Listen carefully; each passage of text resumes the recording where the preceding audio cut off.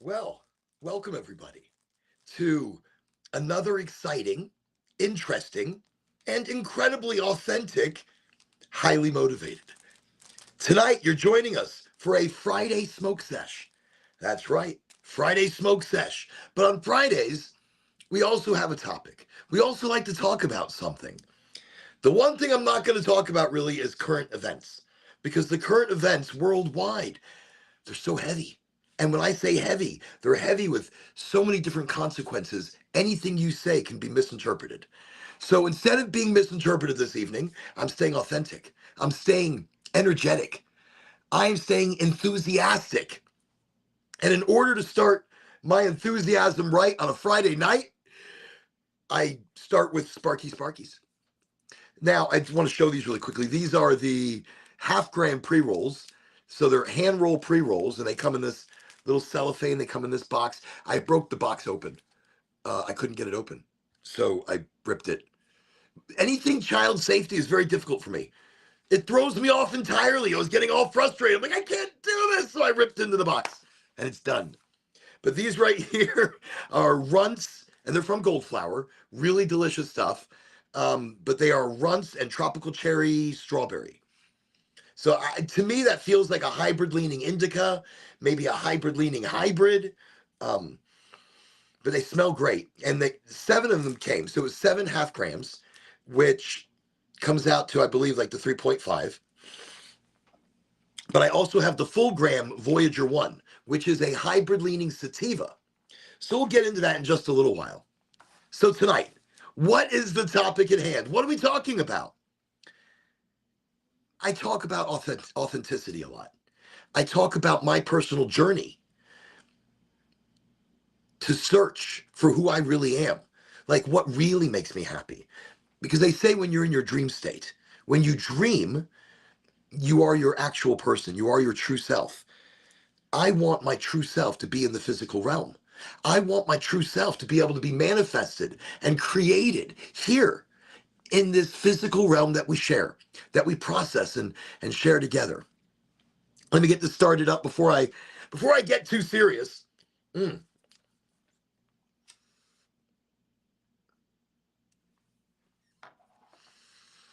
This is a little half-gram. I love it.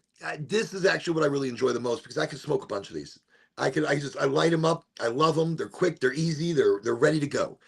And for me, that's the true enjoyment of a pre-roll. I don't have to do it myself.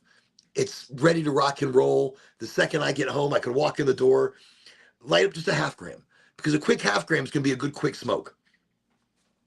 And again, everybody, thank you for joining tonight on Highly Motivated, our Friday smoke sesh. Very exciting night. So we're talking authenticity and energy. So the first part we start with is don't limit yourself for others. Don't lessen your energy. Don't lessen who you are for anybody else. This is the first journey into being authentic. If you are extra, if you are extra, then be extra. Be more. Be whatever your energy allows you to be and whatever you want to be. Now, if you're not a person who's normally extra, or if you're not a person who's abundantly energetic, then don't push yourself to be something you're not, because you'll see how unauthentic it feels when you're in that position.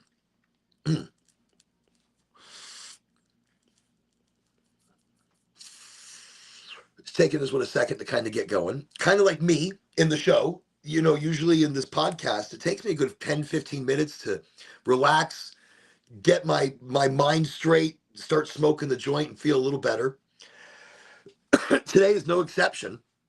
Very busy day. I drove all the way down to Sarasota, up through Bradenton. I was making many visits, many stops, and it was mentioned to me numerous times, places I'd stopped at, how hot and humid and heavy the air feels. So we're going to talk about numerous things tonight. Not only are we going to talk about our own personal energy, but we're going to talk about things that influence your energy. Like right now, the sun. Did you know the sun ejected yesterday a coronal mass ejection pointing towards the earth, a CME, around the strength of 7. 7 point something something. That's very strong. And then yesterday, another coronal or early this morning or late last night or something like that, another coronal mass ejection, a CME, was released again, projected towards the Earth, and this one at a 9 point something. So these CMEs emit energetic particles towards the Earth, emit light and heat and particle pollution, radiation, and it changes so many things. It can knock out satellites. It can create blackouts for radio signals. Um, mm. It can affect you individually. So yesterday and the day before, I had terrible headaches. It's been a long time since I've had terrible headaches. And it's been a long time since mentally and physically I've felt almost flabbergasted. And this, I feel, is part and parcel to the CME that came from the sun. Now, it's always shooting off energy and electricity and heat and particles from the sun, constantly ejecting, but not usually pointing towards the earth.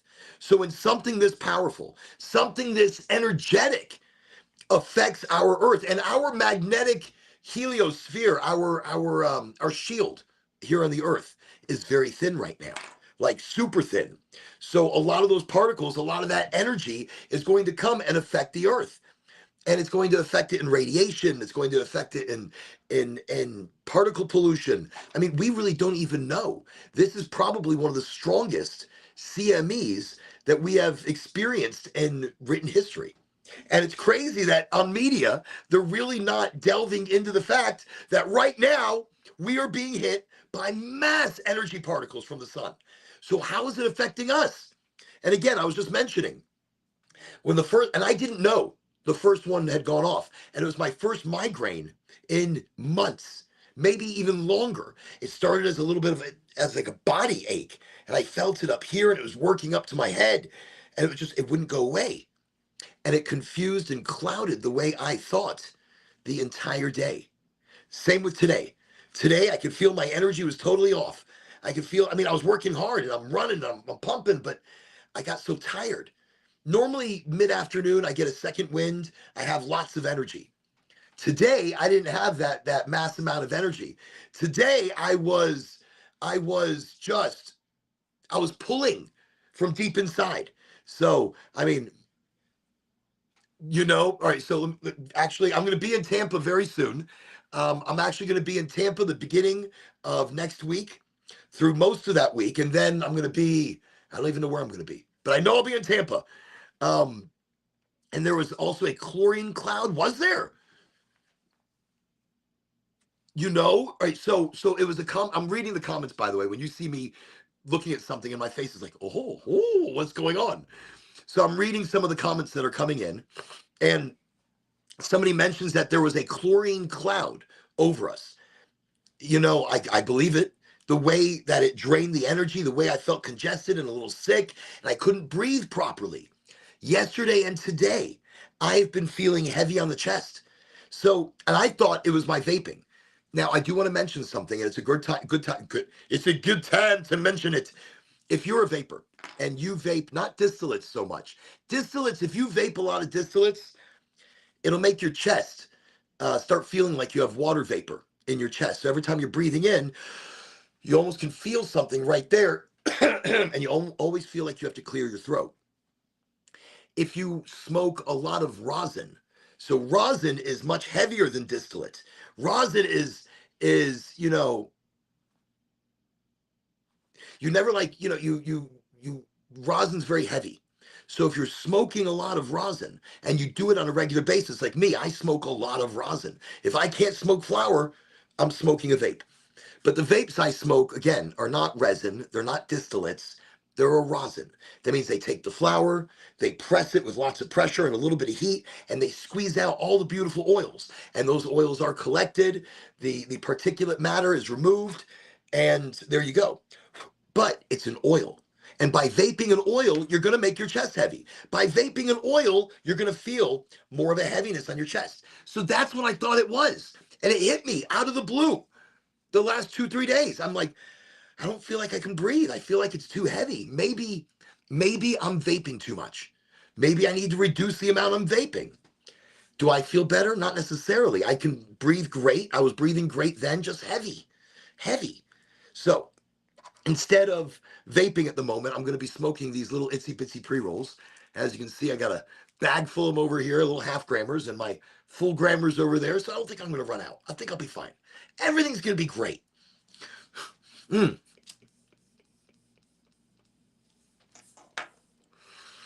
I keep letting them go out though. So what are we talking about? Coronal mass ejections. And we're going to talk about, I know, I like to talk a little bit about everything. So tonight we're talking about your true energy. We're talking about your authentic energy and not limiting yourself for others. All right, your true expression, your true mental aptitude and intelligence. You shouldn't lessen that for anybody. You shouldn't try to be somebody you're not. If you're intelligent, let it shine. Let it out. Don't play dumb because it makes other people feel comfortable. Don't quiet your energy because it makes other people feel uncomfortable. I'm sorry if my energy and my love and enthusiasm for life makes you feel uncomfortable. I'm sorry. But tonight's show is I'm sorry, I'm not sorry. Because in life, you need to take control of who you are. You need to take control of your true energy, your true abilities. And you'll never be able to do that if you are lessening your abilities for somebody else. If you're lessening your intelligence for somebody else, or you're lessening your exuberant energy. And my exuberant energy is all day, every day. I always feel like I have to lessen it for the people around me, but no more. Mm. Mm. Very smooth. That's a great half gram right there. Not crazy about the packaging because I couldn't open it up, but the roll itself is burning really nice. It's got a nice fresh resin roll forming around it. Very good flower. And also, what else are we talking about tonight? We're talking about the energy from the sun recently ejected towards the earth. And it was 2 CMEs, which are coronal mass ejections. We'll explain that a little more in depth as we actually start talking about it. Mm. Not that we're already not starting to talk about things. We're just touching on some topics. And last week, we were talking about the Mandela effect. We were talking about multiple universes within us right here. They're happening all around us. And how occasionally we shift into other realities. Sometimes on purpose, sometimes on accident, maybe in a rebirth of soul. I don't know. A rebirth of energy. Mm. But I did want to mention recently a few more observations that I've made that make you kind of question the things around you. So I do remember a couple of years ago, a guy coming out saying he was Tupac. But that disappeared, and they said this guy was not Tupac. And they proved it. He wasn't Tupac, da, da, da, da, da. Recently, I was looking at a story where he's not saying it, but somebody else is now saying he's Tupac. And he had changed his life, but he missed music, so now he's getting back into music. He's rapping once again. The styles are the same, the voice is the same, the person is the same. My point is, I remember this from a couple of years ago. But recently, instead of people saying Tupac is dead, they're accusing somebody of his murder, but then somebody's coming out saying I wasn't murdered. I'm alive and I'm right here. I'm Tupac. That's crazy. Okay. You might be thinking, Oren, what are you smoking? And how high are you? I give you that. I give you that. You can't believe everything that you see. So in that, Elvis. The guy's name is Bob. He's a preacher. So I remember hearing about it a couple of years ago. I remember seeing this years ago that there was this cat. He was a preacher and very many similarities to Elvis, but he wasn't He wasn't saying that he was Elvis. He never made any claims, but his voice is identical. He's not an impersonator. He's not some guy trying to sound like Elvis. He sounds like Elvis because he is Elvis. He's the same age, the same build, the same structure. But years ago, we easily dismissed this. And all of a sudden, within this reality, it's no longer dismissed. And we're starting to look at it and go, huh, maybe it's for real. Maybe Elvis isn't dead. Same with Michael Jackson. I saw a thing the other day, a video at from somebody's party in Hollywood, and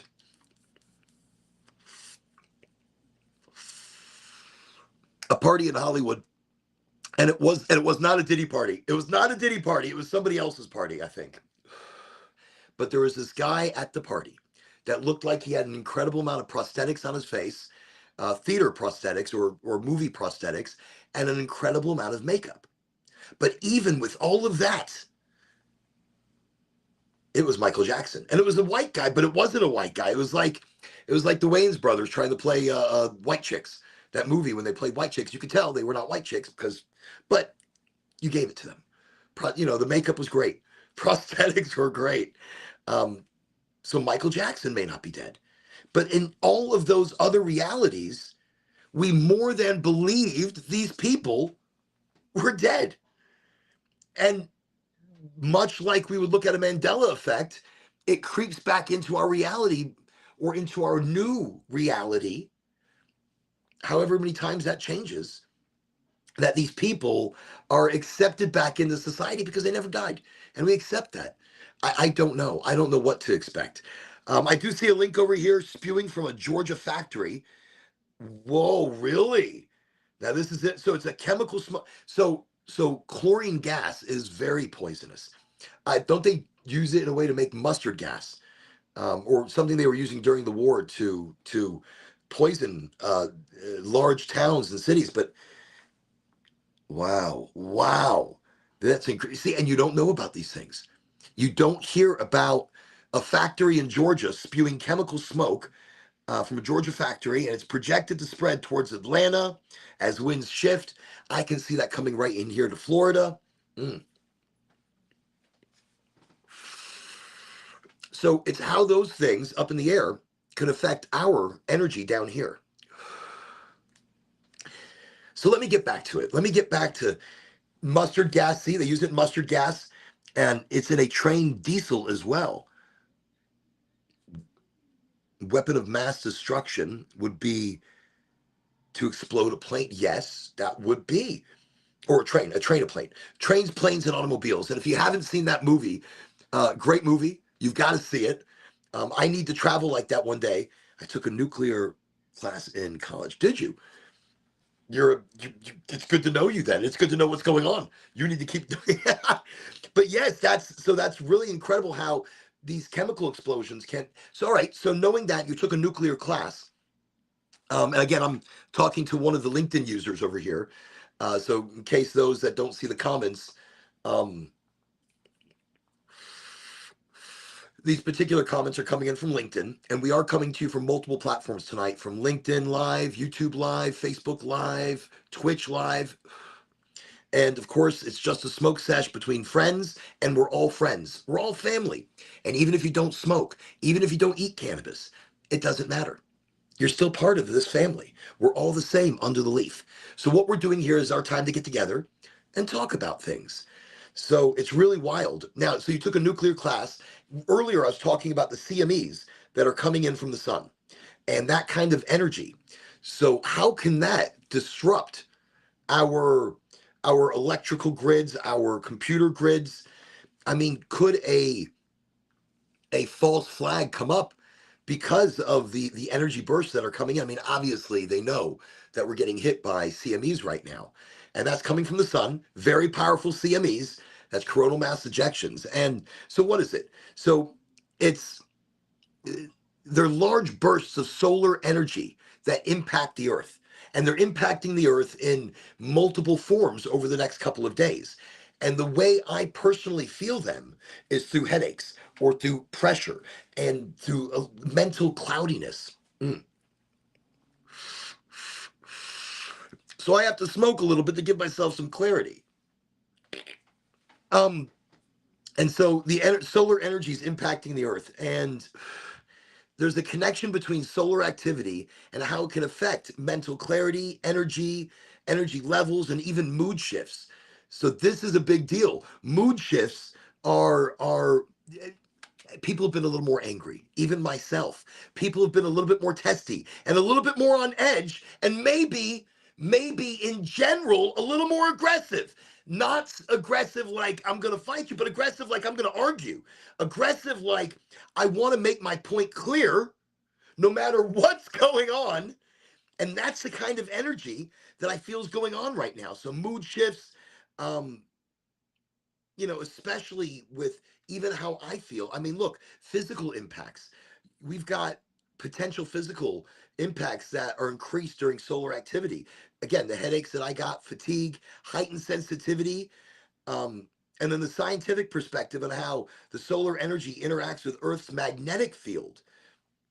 This is wild. So when these coronal mass ejections are hitting the Earth, they are reacting with the giant magnet that the Earth is, or the giant magnet rotating in the center of the Earth, or plasma ball, or whatever it actually is. We don't actually know. We don't even know what the center of our own Earth is made of. We speculate, but we really don't know. Mm. And when I keep saying level 7 and level 9 CMEs, we're currently being hit with those right now together. And so 7 being a less intense and 9 being a more intense level, these things are expected over the weekend. So definitely Sunday, I would recommend staying indoors. Just Sunday, stay inside, just in case. I'm not saying anything's going to happen, but I do think there's going to be a lot more radiation, um, background radiation, just hitting the earth in large amounts. I mean, I think because of the CMEs, you're going to see auroras, um, most of the northern hemisphere. So most of the northern hemisphere is going to see auroras like that. So that's pretty amazing. Um, and then of course, there's so we're going to get into more talk about mass energy and global stress. I'm reading some of my notes here in case that you see me looking down. Um, I do think this mass energy pushes us to have more of a global stress. So globally, we're staying on edge. Globally, we're more ready to fight. Globally, we you know, mm, I'm gonna put that one down. I'm gonna light one of these full grams because that is a little indica-ish. I can feel it kind of fogging my brain, even though it tasted great. Ooh, this smells piney. The second I pulled it out. Ooh, ooh, exciting. Definitely a sativa. I can tell that one's different just from the aroma alone. Let me see. I guess I need to stock up on flour for my tea. You probably do.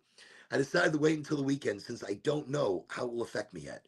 So, interesting. Interesting. But you should definitely stock up, not on the same thing, but on many different things. So you have a variety. Variety is the spice of life. That's what keeps things going. But anyways, today we're talking energy. Today we're talking, and really my main point of this, and I'm bouncing all over the place because 23 minutes in, the indica kind of slowed my brain down. The indica kind of gave me I can't think. I mean, I can think, but all day, the weight of the world was so heavy on me. All day, the weight of work and people and attitude and energy is weighing so heavy on me. I am guilty myself. The other day, um, I was a little sharp. I'm not I'm not, look, I don't purport to be the nicest person. I have my moments quite often. Um, but I become very staunch in my decisions. And the other day, I think I was feeling a little more argumentative or maybe a little bit more on edge.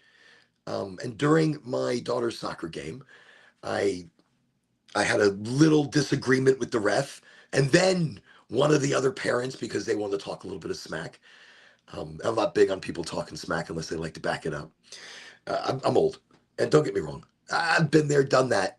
It's hard to bend to the ego of others when you yourself are trying to drop ego, and you yourself are trying to drop that persona of self. And then I was angry because this individual ref was calling some bad calls last season, quite a few bad calls.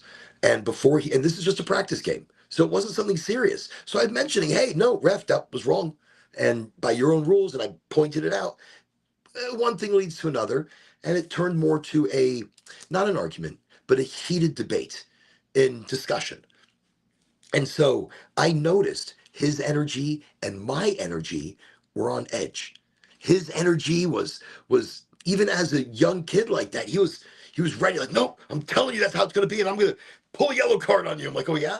You know what you can do with that yellow card? You can put it right back in your pocket.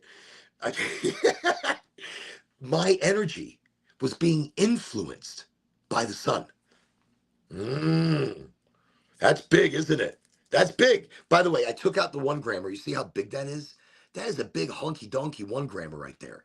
So I'm just rolling it in my fingers really quickly, just to give it a little loose, a little loosey goosey, a little loosey goosey. Don't go crazy, but a little bit. All right. Okay.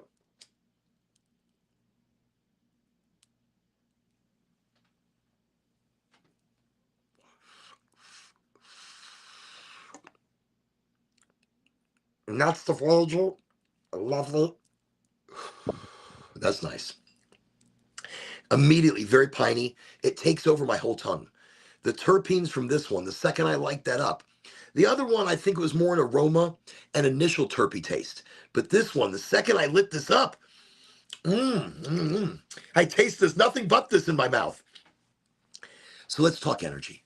Let's talk you. One of the things I notice everywhere I go, people limit themselves.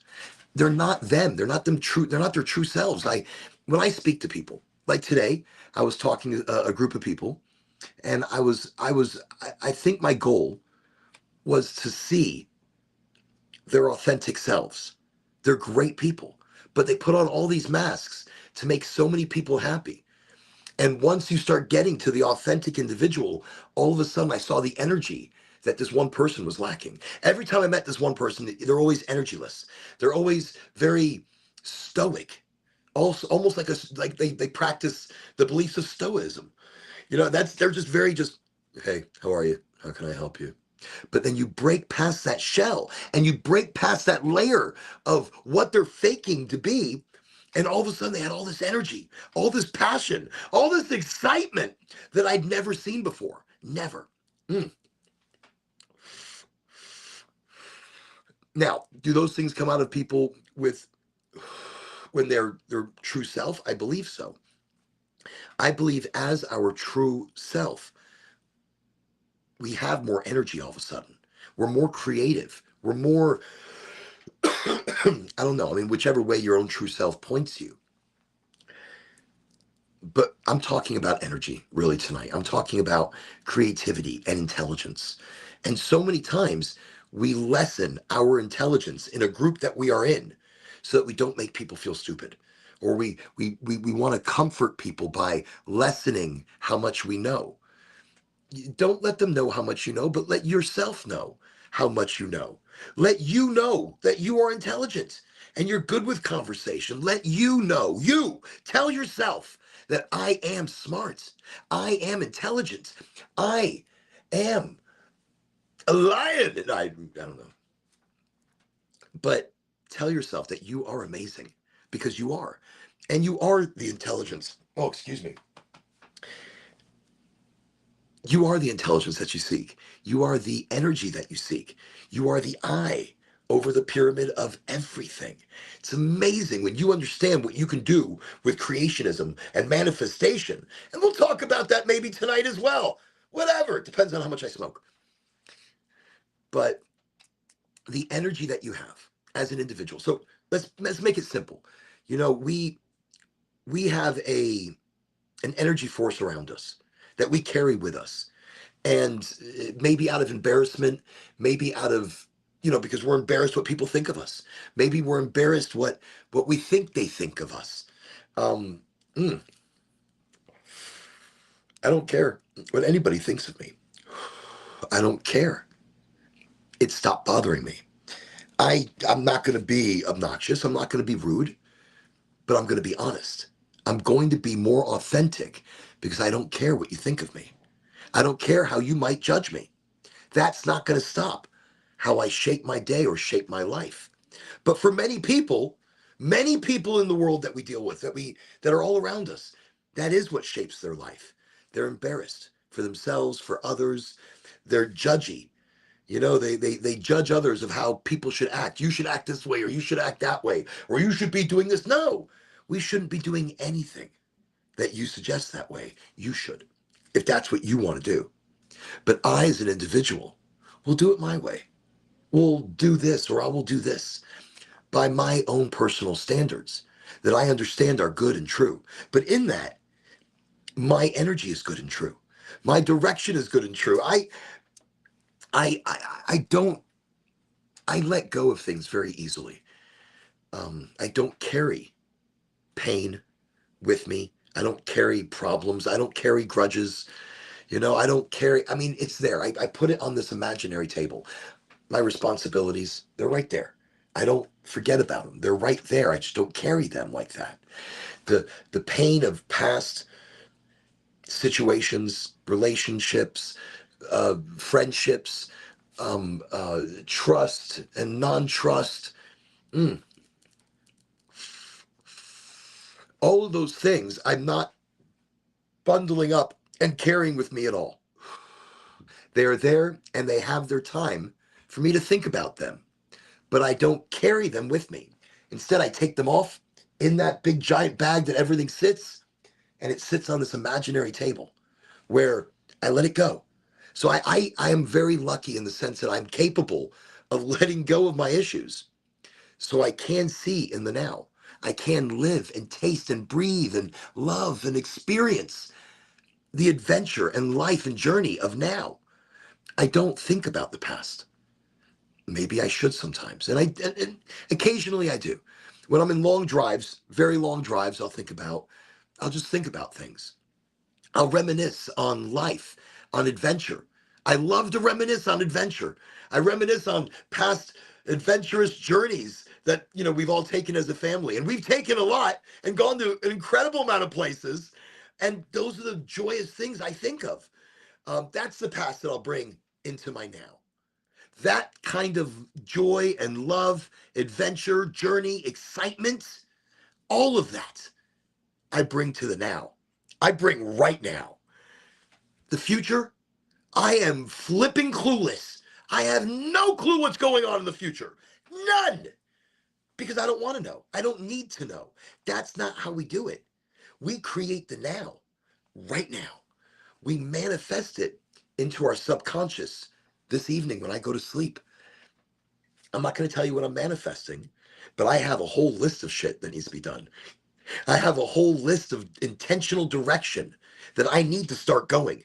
And I can't leave it to my physical self. I can't leave it to the me in my physical reality. Because even though I take off all that weight and I put it on this imaginary table, even though all those bags of pressure and stress and ideology and blah blah blah blah blah that you carry around with you, I take it off and I put it on this imaginary table.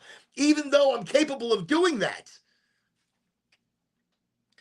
during your waking hour, you still have doubt, self-doubt. You still have indecision. You still have all of that sitting on that imaginary table. All of it. Even though I'm not carrying the shit with me, it's right there. It's, mm.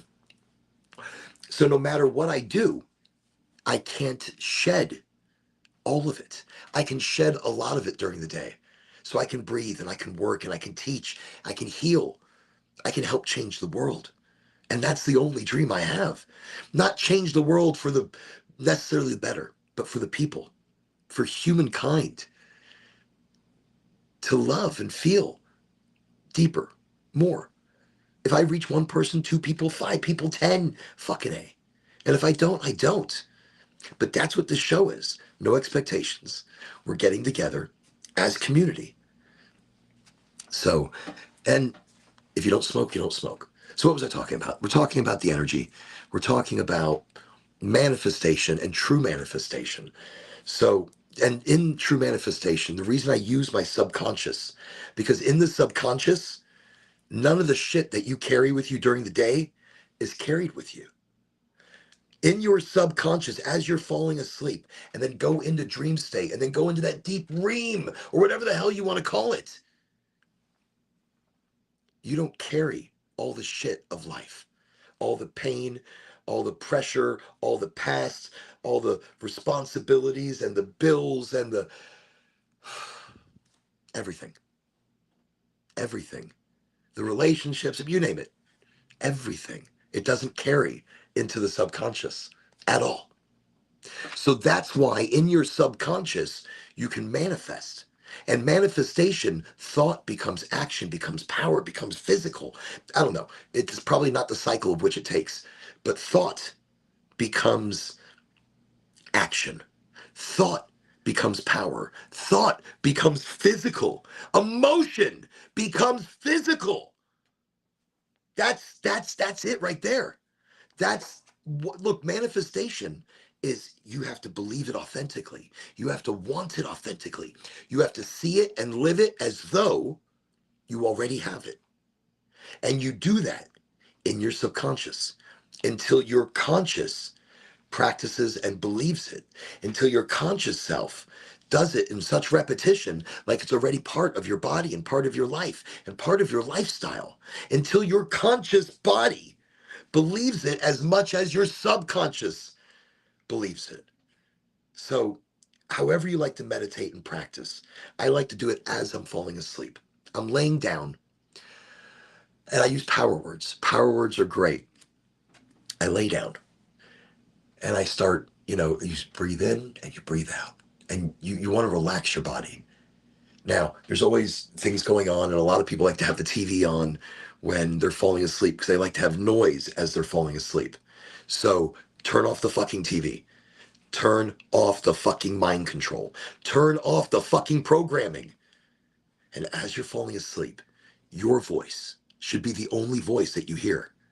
And you should talk to yourself with that self manifestation. You should tell yourself, already believe in yourself what you're asking. If you're asking for a big, beautiful house or a place to live or accommodations or whatever, you have to see it in your subconscious. You have to put yourself into that direction in your subconscious. So how do you do that? I use the ladder trick.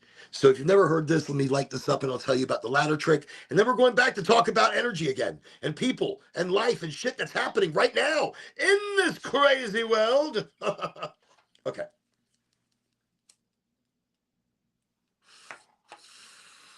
Okay, so the ladder trick. Here's the ladder trick, and here's how it works. During the day, I want you to write a note, and these notes are going to go everywhere. I want you to write down, I will not climb a ladder. I want you to put it in your car as you're driving so you see it and you're going to look over and I will not climb a ladder. I'm not going to climb a ladder. When you wake up in the morning, I want it right next to your alarm clock. I will not climb a ladder. I want this note everywhere you go. Maybe even write it on your hand. I will not climb a ladder. In your wallet, put one in there as well, or in your purse. I will not climb a ladder. And you're going to do this for like 3 days. And at night, as you're going to sleep for 3 nights, every night as you're going to sleep, I want you to visualize climbing a ladder. I want you to visualize you're taking your left hand and putting it on the rung, and then taking your right hand and putting that on the rung, and then putting your left foot on that rung and your right foot on the other rung. And then you look up that ladder and you visualize it and you see it. And then you climb up that ladder all the way to the top. And then when you reach the top of that ladder, you climb back down. And you do this back up and back down, back up and back down until you fall asleep. And all you think about, all you see at night while you're sleeping is you climbing the ladder. But during the day, in everything, as soon as you wake up, I will not climb a ladder in your physical realm. In your wallet, I will not climb a ladder. In your car, it'll say, I will not climb a ladder. And in everything you do, and for 3 nights, you're going to do this. And for 3 days, you're going to do that.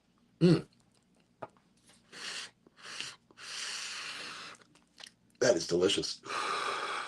So then, within a week, maybe 2 weeks, you're going to be off and doing something. You may find yourself halfway up a ladder before you realize that you are telling yourself not to climb a ladder. So whether you're going to be helping somebody or doing a chore around the yard or changing a light bulb or fixing or cleaning or something, for some reason, within a week or 2, you will find yourself climbing a ladder. I don't know how that works, but it's how it works. You are manifesting your thoughts, your subconscious into the physical reality. You are manifesting your thoughts. Your constant thoughts has become manifested into physical reality. Try it. Try it. What? I could be right. Okay.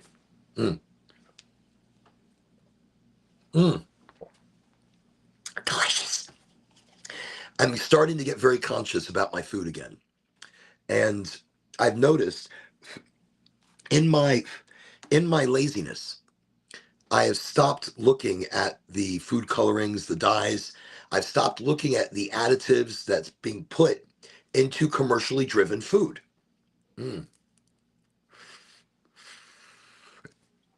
For such a long time, I only ate organic. Me and Angie were very adamant about organics, and what you put in your body matters, because it's like water. You are composed, you are comprised, you are made, however you want to call it, of like 70% water. Oh, excuse me. That's becoming some heavy smoke there. So you are, I mean, maybe it's 67 or 69%, but whatever. You are comprised of 70% water. So when you drink water, you drink bottled water from plastics, you drink water from the faucet, and you don't know what's been put in there by the government or by the city or by whomever. And let me tell you, there's some shitty things you're putting in there. I have a well. But even so, things seep into the ground and they seep into the aquifer.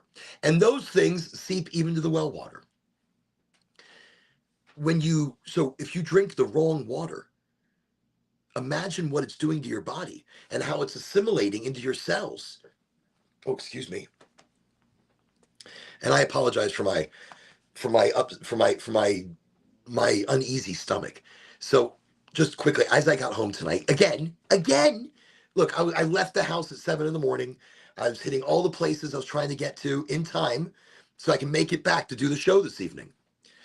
But instead, I found myself in traffic from Bradenton to Tampa, or from Bradenton to somewhere around Tampa, which normally would have taken maybe an hour, maybe took 2.5, 3 hours, 4 hours. Oh my gosh, the traffic was insane.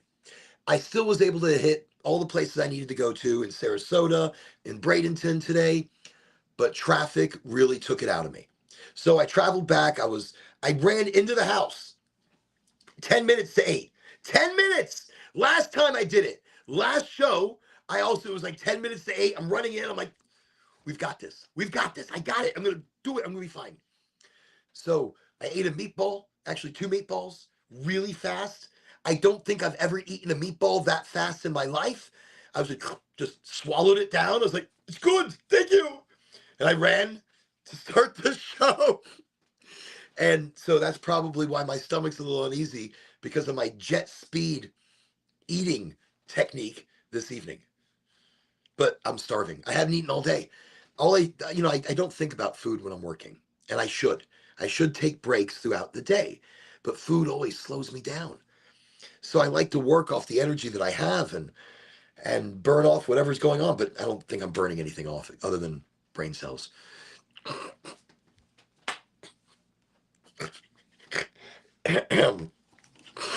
Okay. Mm. Wait, I forgot. I remembered and forgot all in one motion. That was amazing. I don't know if you saw that on the camera because I feel like you almost could like take that in. Like I was like, oh, and then, oh, shit. What was I going to say? That's amazing. Okay.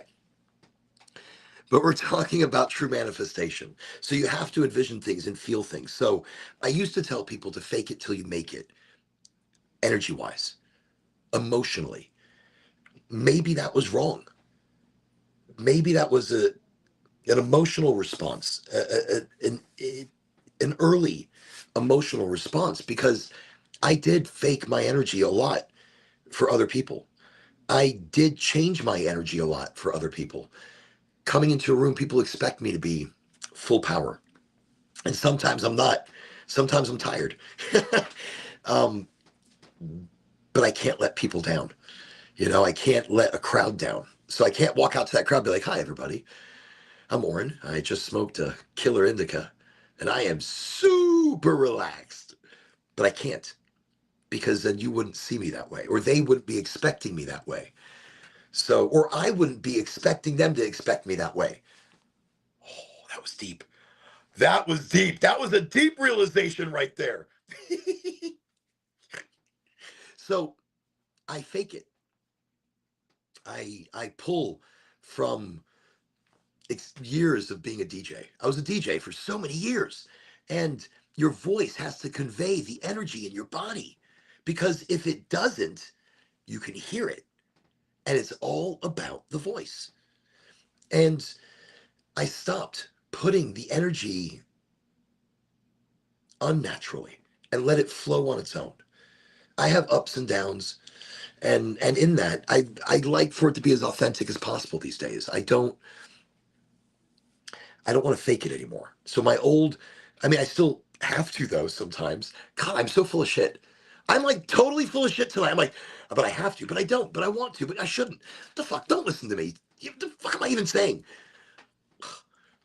We just like, let me clarify.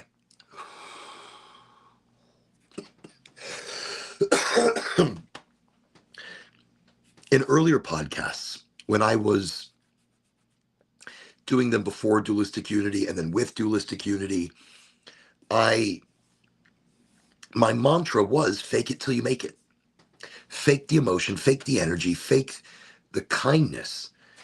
Why fake the kindness? Because it's already in you. You want to be better. You want to be kind. You want to be good to yourself, to others. You want to be natural about it. You don't want to just be kind to be kind, but not really feeling kind. You almost have to fake it.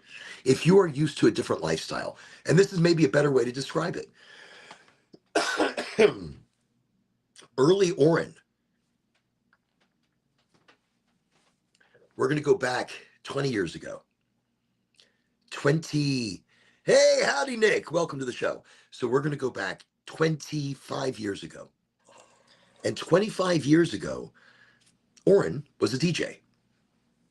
And as a DJ, I was used in the type of DJ that I was. I was a club DJ amongst other things. And so I worked very late, and the lifestyle and environment that I was kind of thrust into, lived in, enjoyed. I don't know. I wanted to be in a darker lifestyle growing up. That was the fantasy, to be maybe feared, maybe, you know, maybe oh, you should be heading the Gold Flyer. You're gonna love it. Let them know I sent you. We'll get you some good stuff. The younger me was very dangerous. And in the dangerous upbringings, it wasn't that I wasn't kind or good, or it's not that I didn't want to be. but I had been in such a dark environment, lifestyle, that kind of always bordered on very, not sinister,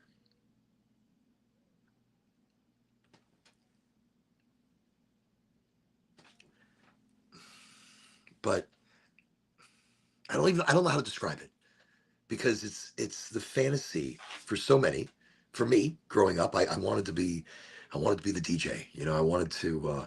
I shaped my life around women.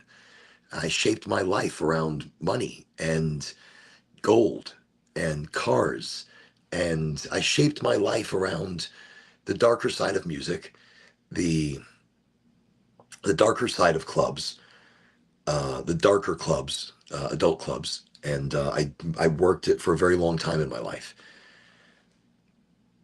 It's not that I was always nice, but I didn't. I just I don't know. I didn't feel kind. I felt dark. I didn't like myself, and I didn't really like people. I mean, I didn't have time for them mentally, and physically, I pushed them away. I I thrust myself and stayed in that lifestyle for a very long time. So myself coming out of that lifestyle, coming out of it, I had to fake the energy. I had to fake the light. You know, I don't know. I literally worked in the dark my entire life. I was working in DJ booths and late nights where I wouldn't even show up to work sometimes, you know, till 7 o'clock, 8 o'clock, 9 o'clock at night to do an evening shift, and I'd still be getting ready for it. I don't know about, because of, yeah, maybe. Yes. I mean, I did.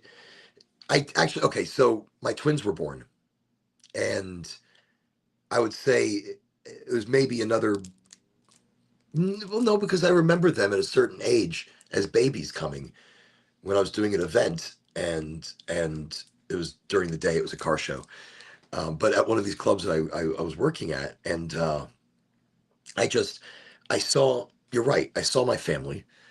You know, I saw everybody in the wholesomeness of what I was trying to achieve, or what was not even what I was trying to achieve, but the wholesomeness that was just there.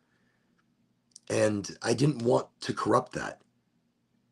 And part of my faking it to make it was the the energy to pull myself up out of depression, or pull myself up out of darkness, or out of not liking people. I had to give people a chance again.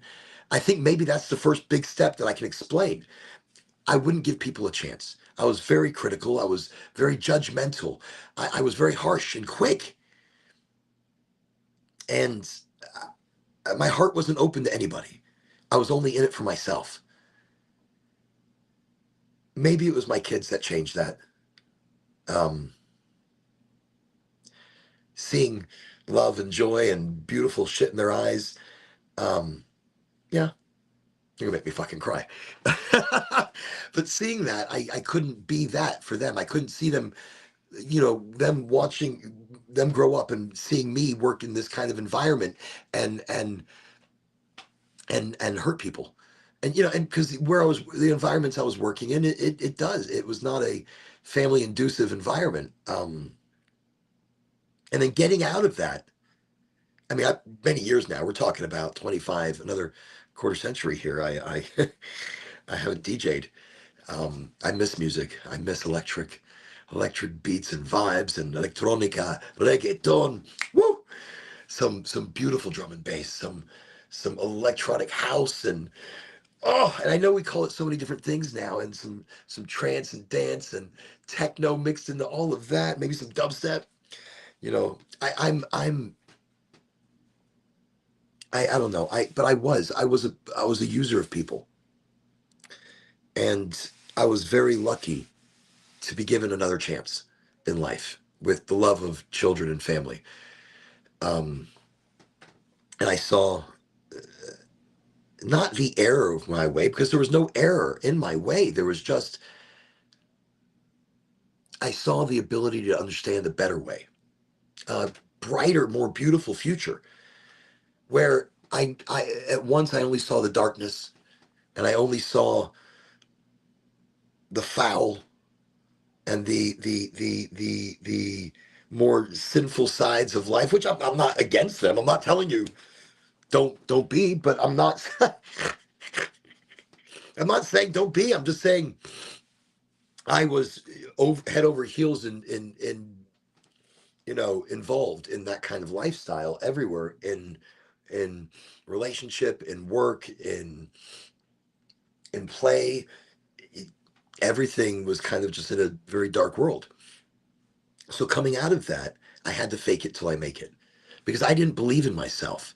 So I had to daily give myself mantras and affirmations. And I would look in the mirror and I'd talk to myself and I'd be like, okay, Oren,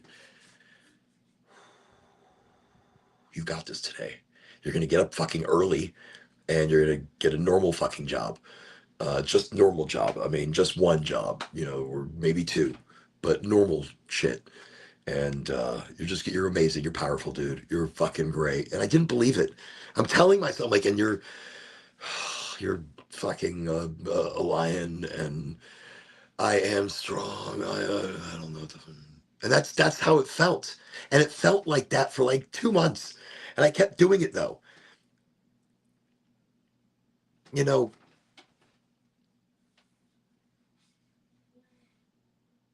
I don't know. The energy I didn't have originally. It's like there's a reason why well-to-do kids are all in rehab.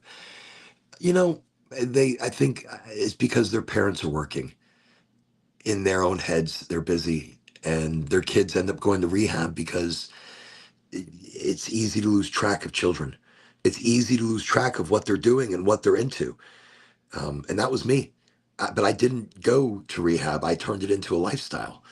And I was very lucky that I'm still alive. I was in a lot of very dark situations because of my lifestyle. Um, but I was really, I was only, no, I'm not going to get into that right now. Um, uh, I, my children gave me another chance. My wife gave me another chance, um, in life, in energy. And that's when I really started to see a difference in it. So when I said I had to fake it till I make it, it took months until I could look in the mirror and I could say, Oren, it's going to be a great day. Oren, you are powerful. Look at the energy and power you have. Look, look, look. Do it. Do you feel it? Do you feel that? And I'd grab one hand and I'd grab the other and I'd concentrate. Like, do you feel that? Do you feel that energy? That's energy going between your hands.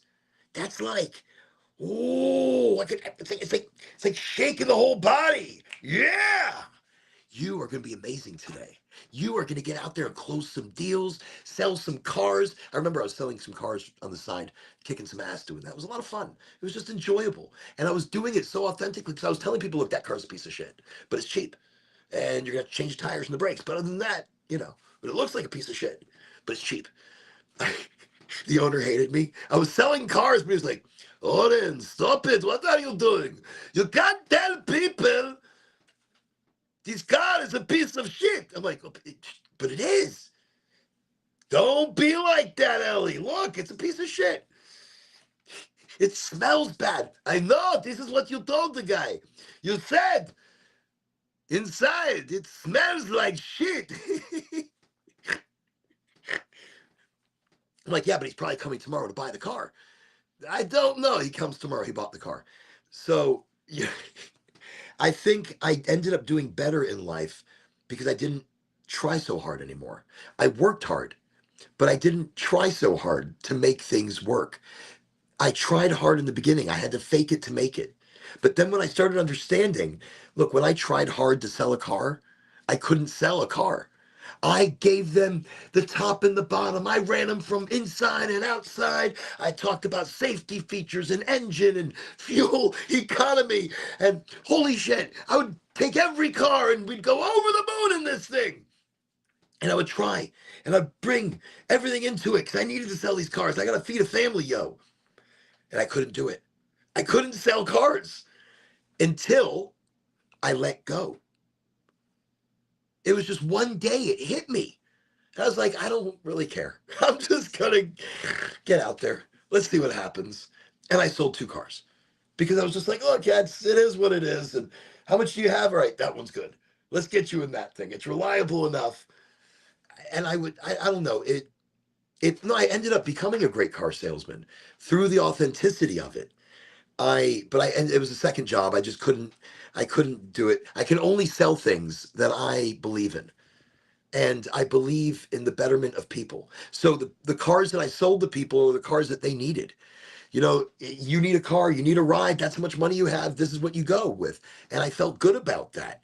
So that's in its simplicity. Look, I mop a floor. I feel good about that because it's clean and I enjoy it. And maybe I sing and I dance a little bit, you know, like Mustang Sally. Ah, okay.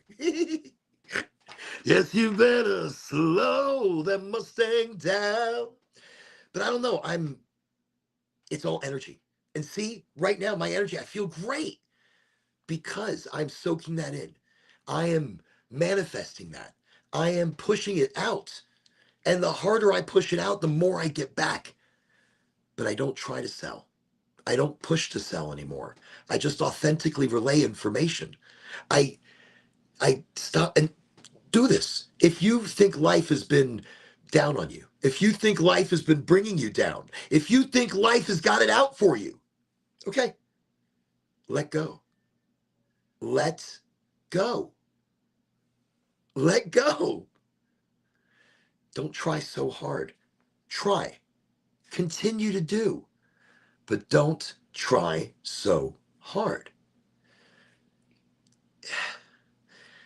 Don't limit yourself. Don't limit your energy because that's part of trying too hard. If you're limiting yourself for somebody else, if you're being less of who you are for anybody else in the world, you are limiting your ability. You are limiting yourself. You are taking away from your true potential.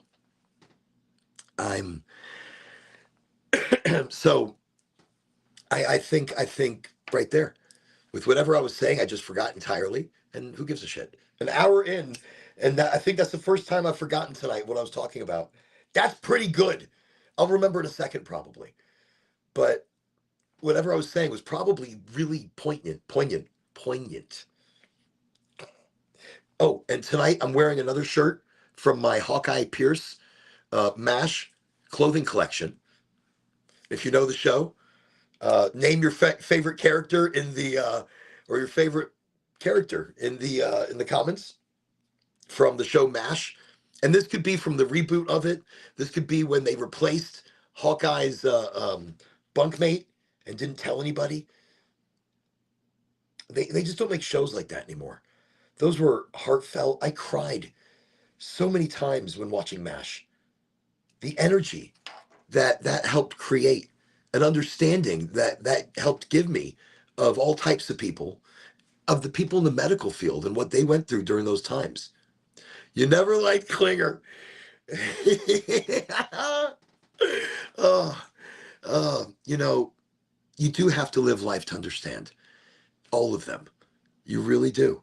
Because during that time in their lives and what they were going through as community, they did it together and they did it with so much amazing energy, even though it was a show, with what they were dealing with the subject matter. They did it with class and compassion and love. It wasn't just a fucking show. So if you haven't watched MASH, MASH, if you haven't watched it, get in there. Start watching it. In today's digital realm, there's no excuse not to be able to go watch MASH. So we are energy. We are the creationism of it all. And that's why I keep going back to saying, don't limit yourself.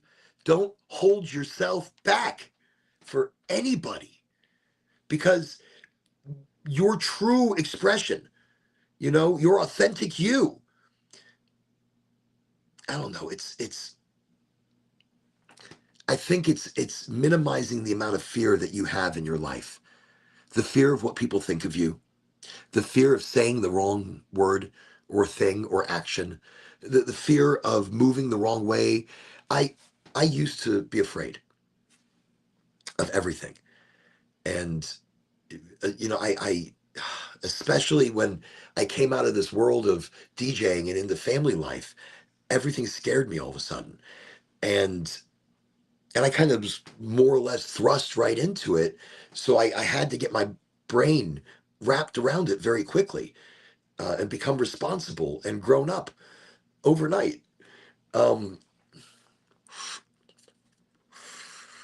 Not that I wasn't grown up already, but it's life experience that sometimes you have to call on very quickly to help guide you through the crazy parts of life. So, anyways, in the dark sides of me, coming to the lighter sides of me, I'm still dark. I'm still light. I'm still the same person, but I had to be able to see that I'm the good, and I can be good, and I can want for good. So when I had to fake it till I make it, I had to fake the energy sometimes. I had to fake the kindness, not fake the kindness, but fake the acts of kindness. That would be a better way to say it. I had to fake moments and push myself like, no, I got to do more good for people. Instead of just being a lackadaisical kind person, instead of just being laid back and stoic, and be like, yeah, let be what it be. Instead of that, let it be. Let me be the energy. Let me be the change. Let me be that moment that, that things change. So let me be part of that. So that's why I'm saying don't lessen your energy, or you may never be able to be a part of that energy of change. Do you, Nick? Nick is over here saying he's got a moonshine kit.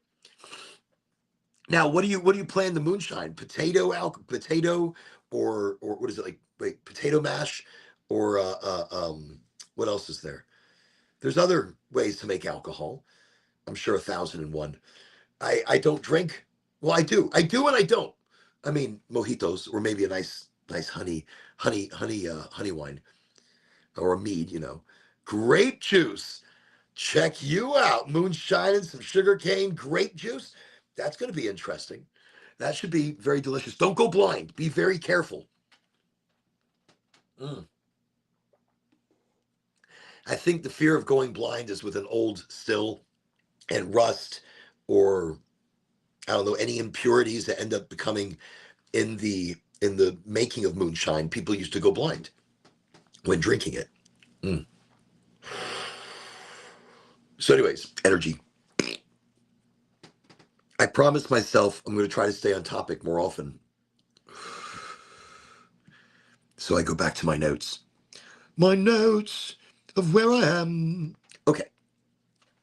So the other thing I mentioned was your mental aptitude, your intelligence. And in many conversations, that I'm listening to, or rooms that I'm sitting in and feeling the energy of and watching, not always will I be a part of a conversation. I might be a fly in a wall, but I love it. I love the mystery of that as well. I might sit back there and have a little sip of a drink, a little smoke of my joint, and take in the different energy all around me, the different conversations. And I may not hear everything, but I can feel them. I can feel what's happening. I can feel what's going on. And a lot of times I feel and I see it. People that have so much more to say don't, because they don't want to upset this person, or they don't want to make this person feel less intelligent. So now in that conversation, you're not giving all that you can give. You're not doing all that you can do. You're not being you. You're not being authentic.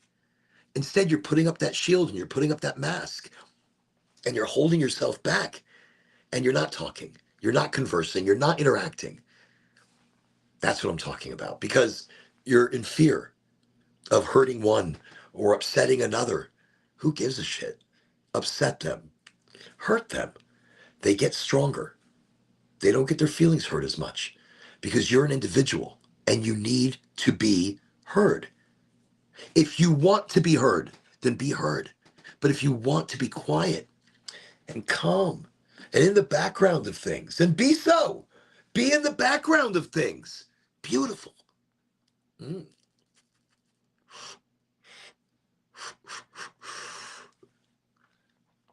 like good to the last drop. Ridiculous. Such great healing in this. This is a sativa. And I do want to quickly mention how I get my healing from a joint, because a lot of people look at it saying, well, you're just getting high. Okay, fair. I am getting high. My back hurts, my neck hurts, my legs hurt. I have an incredible amount of arthritic pain in my knees and my feet and my hands. And in the parts of my feet that I can feel, it's even extra painful. And in the parts that I can't, it's an electric burn.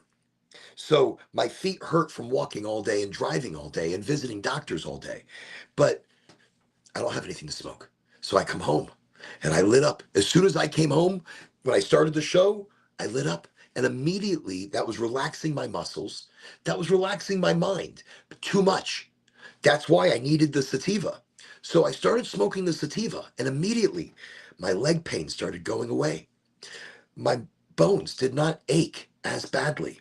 I was feeling a better circulation through my body and through my soul and through my mind. It was a little clearer, a little more pop, pop, pop. I'm awake again. Excellent. And in combination, I'm sure, with drinking a little bit of coconut water, which is like an electrolyte. So, it's the combination that does everything. But in that, the sativa, almost done with this joint, I already feel is shaping and changing my energy levels and my pain reduction. So yes, I am high. I am highly motivated to do more around the house. I have projects that need to be done. So I'm going to go do it. I feel good. I feel ready. I feel excited. That's going to be a fun Friday night for me. I love to make videos. And that changes everything. That's how it's medicine, because now it's pain reduction. Now it's mental clarity. Now it's a little bit more energy.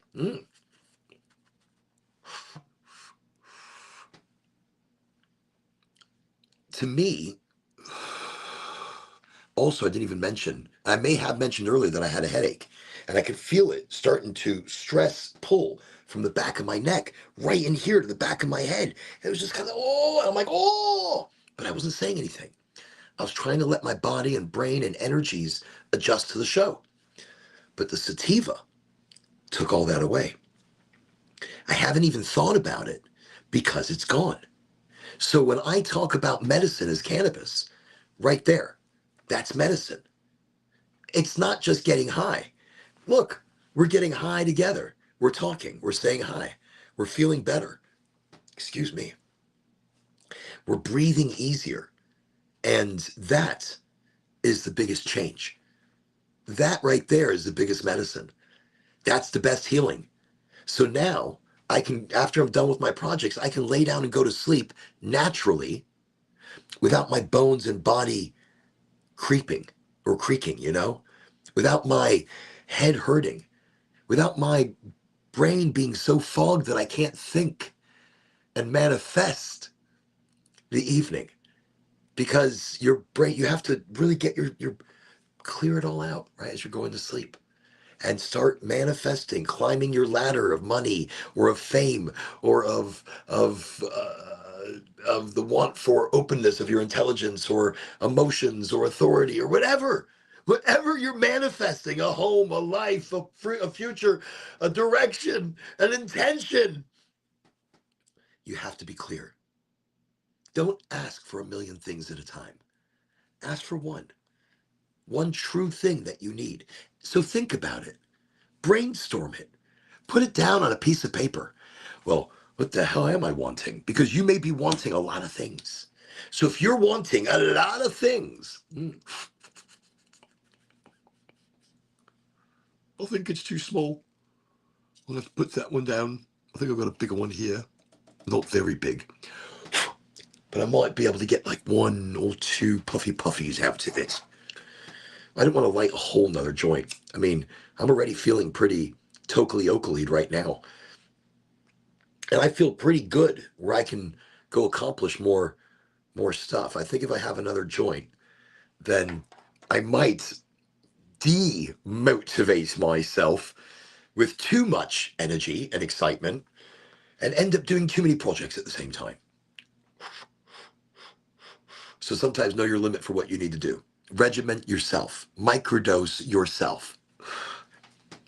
If you know you could do more, but don't enjoy the high that you have.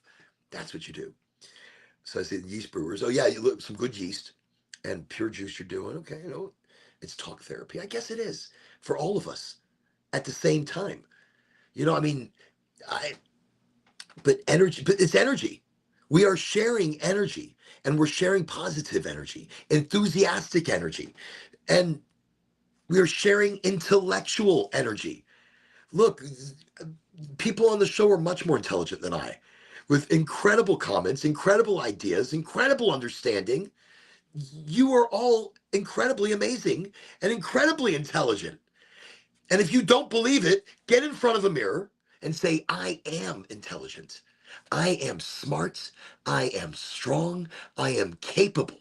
I am amazing. I am going to have a bright, beautiful day, no matter what the day is. It could be raining outside. It's okay. It's still amazing and gorgeous and beautiful in my head. And that's how I react. That's how I move and that's how I shake. Today, the rains hit pretty hard on the drive home, and I was like, it's not terrible. I opened the window. I was like, feel it. Got a little wet. As you see, I almost look like I'm like a dried, damp version from the day. Whatever that means.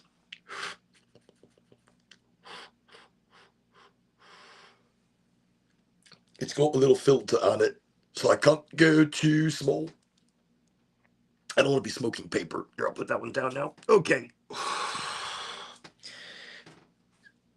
You have to fake it till you make it, to understand yourself, to love yourself, to know yourself, to naturally have that energy. I think my biggest change was not giving a shit what people think of me. My whole life, I worried how I ate and how I snored or talked in my sleep. I talk in my sleep.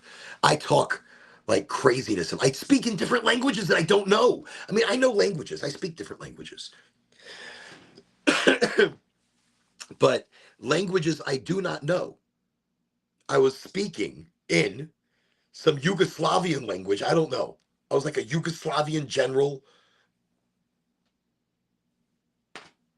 I don't remember anything. My mother was so funny. She was like, I'm telling you, you're doing this. This is crazy. Oh, I don't want to call you crazy. I don't know what it is, but you are crazy. I miss her. I miss that energy. I miss the true, authentic teacher. My mother would, wow. I did not even, that's a wild realization just now. My mother was probably my true, authentic teacher in looking at true, authentic energy and unbridled emotional joy for life and people and love for people and help for people. She was an amazing energy. Would give truly the shirt off her back, the jewelry off her fingers to feed families, and she did.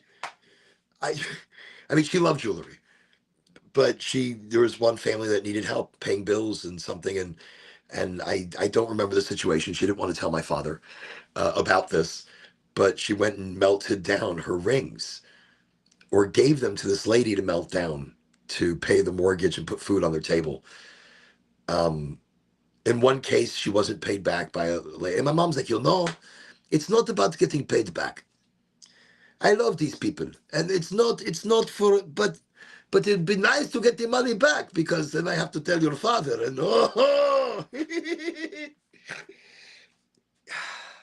a true, authentic, good person.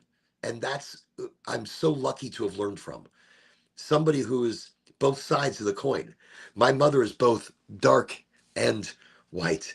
She is both light and darkness. My mother was, I should do a show on my mother and her energy and her teachings of positivity. And she would never say positivity. She wasn't necessarily a positive person. She was enthusiastic for life, enthusiastic for the love of people.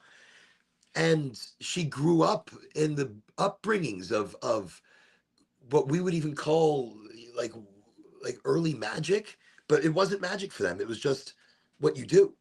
And it wasn't magic like abra fucking cadabra. No, it was the magic of energy and community, and how a community would work together, think together, pray together, love together, and create together. Um, I'm probably whitewashing it a bit. Um, go back early Europe, early. So and then and then you know, but the most amazing clairvoyant energy, um, things that I even did not believe that she would tell me, she would prove to me, she would show me, and she would show me how to listen. Like when I said I at one point I feel like I could hear something. I don't want to say I can hear dead people because it's not people that are dead. I can hear energy. I feel energy.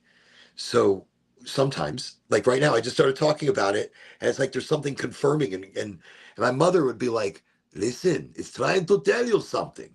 It's telling you right now. Are you listening to it?" And it's probably her. Uh, wouldn't that be amazing?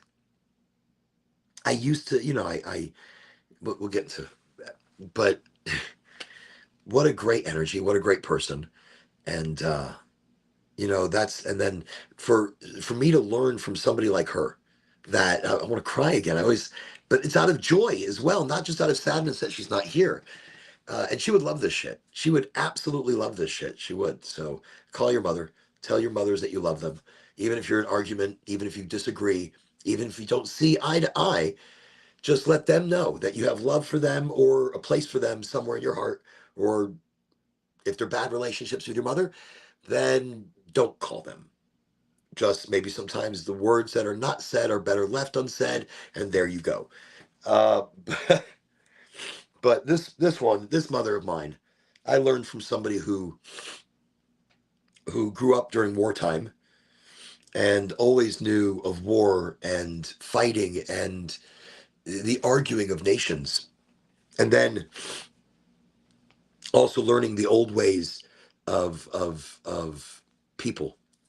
I'm going to say, and the old ways of doing things, and incorporating that into how she dealt with everyone. I mean, she had an electric energy where she controlled a room. She always got her way, not manipulating, but directing, not taking advantage of ever, ever. Just pure, beautiful energy. So that's what I learned from. I learned where you could both be, and she was an actress and a singer in early Europe, and just amazing energy. And I find myself following much of the same path as her, but just a little different generational shift, a little different timeline. And so I look at her life and her energies of good and bad, or bad and good, and mine of bad and good, where, you know, that there's change and there's future. There's there's breathing again. There's making it through it. There is another beautiful sunrise that is going to be even more gorgeous than the day before. Sometimes you'll wake up and it's like a sailor's delight. The sky is purple. The clouds are heavy and big and shooting up to the sky. And they're all lit up by the morning sun.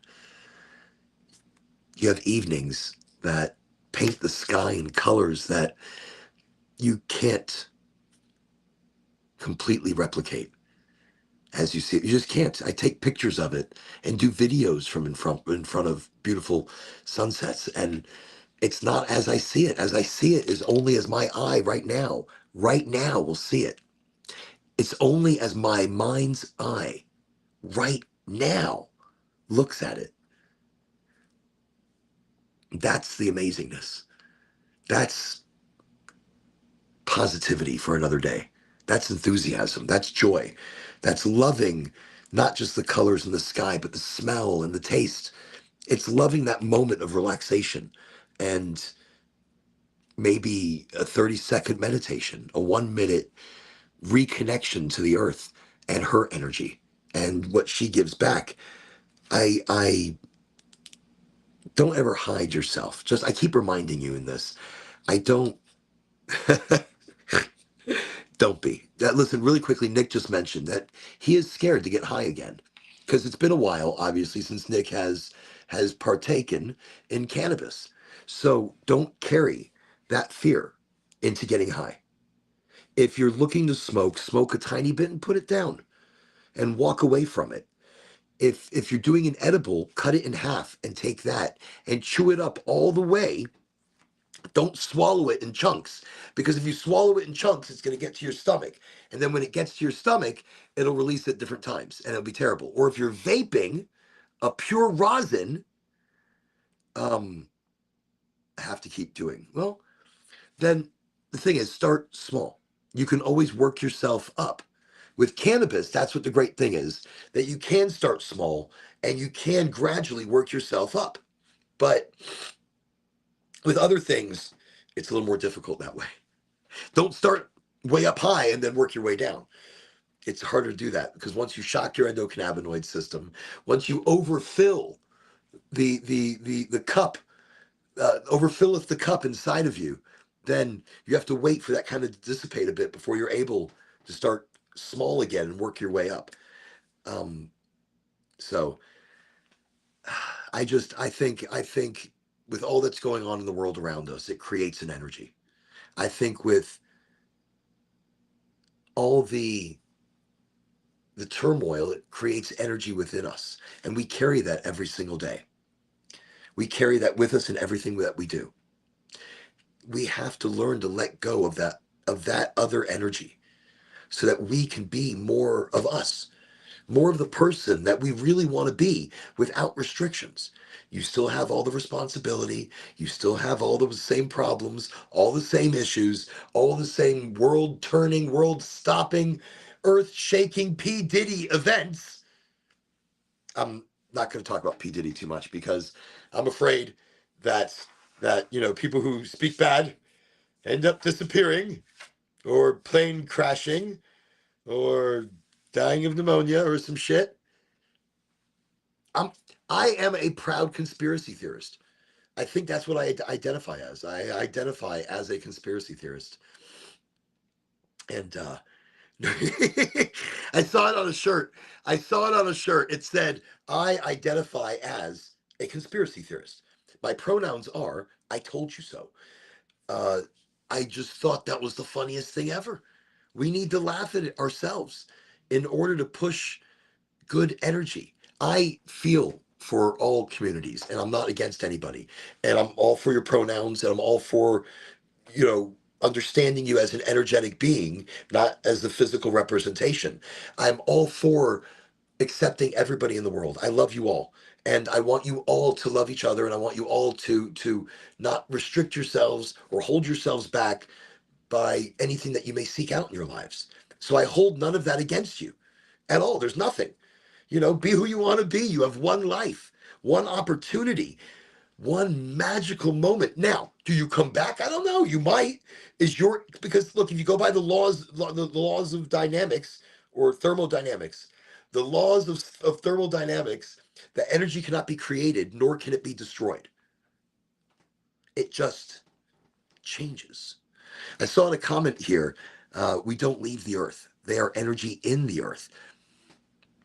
I think they're energy all around us. I think they're energy that's bound in an energetic cosmic reality or dimensional shift. I don't know. We can feel spirits around us. We can feel people who have passed on. We can hear them sometimes. Sometimes we can dream about them. Um, I can only manifest until I fall asleep, and I do that, but I don't remember my dreams. I I haven't remembered a dream or had a dream in a very long time. And I don't know if that is because of cannabis. That's true authenticity. I don't know. I sleep well when I do finally sleep. I wake up rested. My mind feels, I don't know if my mind ever feels refreshed because I'm always thinking, I'm always moving. And because I'm able to let go as I do, I feel dreams are just a reflection and a rehashing and a release, like an energy dump, like a mental energy dump. And I mentally dump my information very quickly. When you don't use, you have terrible dreams. Now, when you do use, do you dream? Like, so if you're not using, you have terrible dreams. So by using, are you having dreams?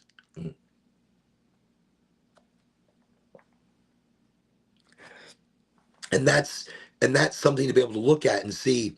And if you're not dreaming, maybe we're not manifesting those dreams, or we're not manifesting those realities.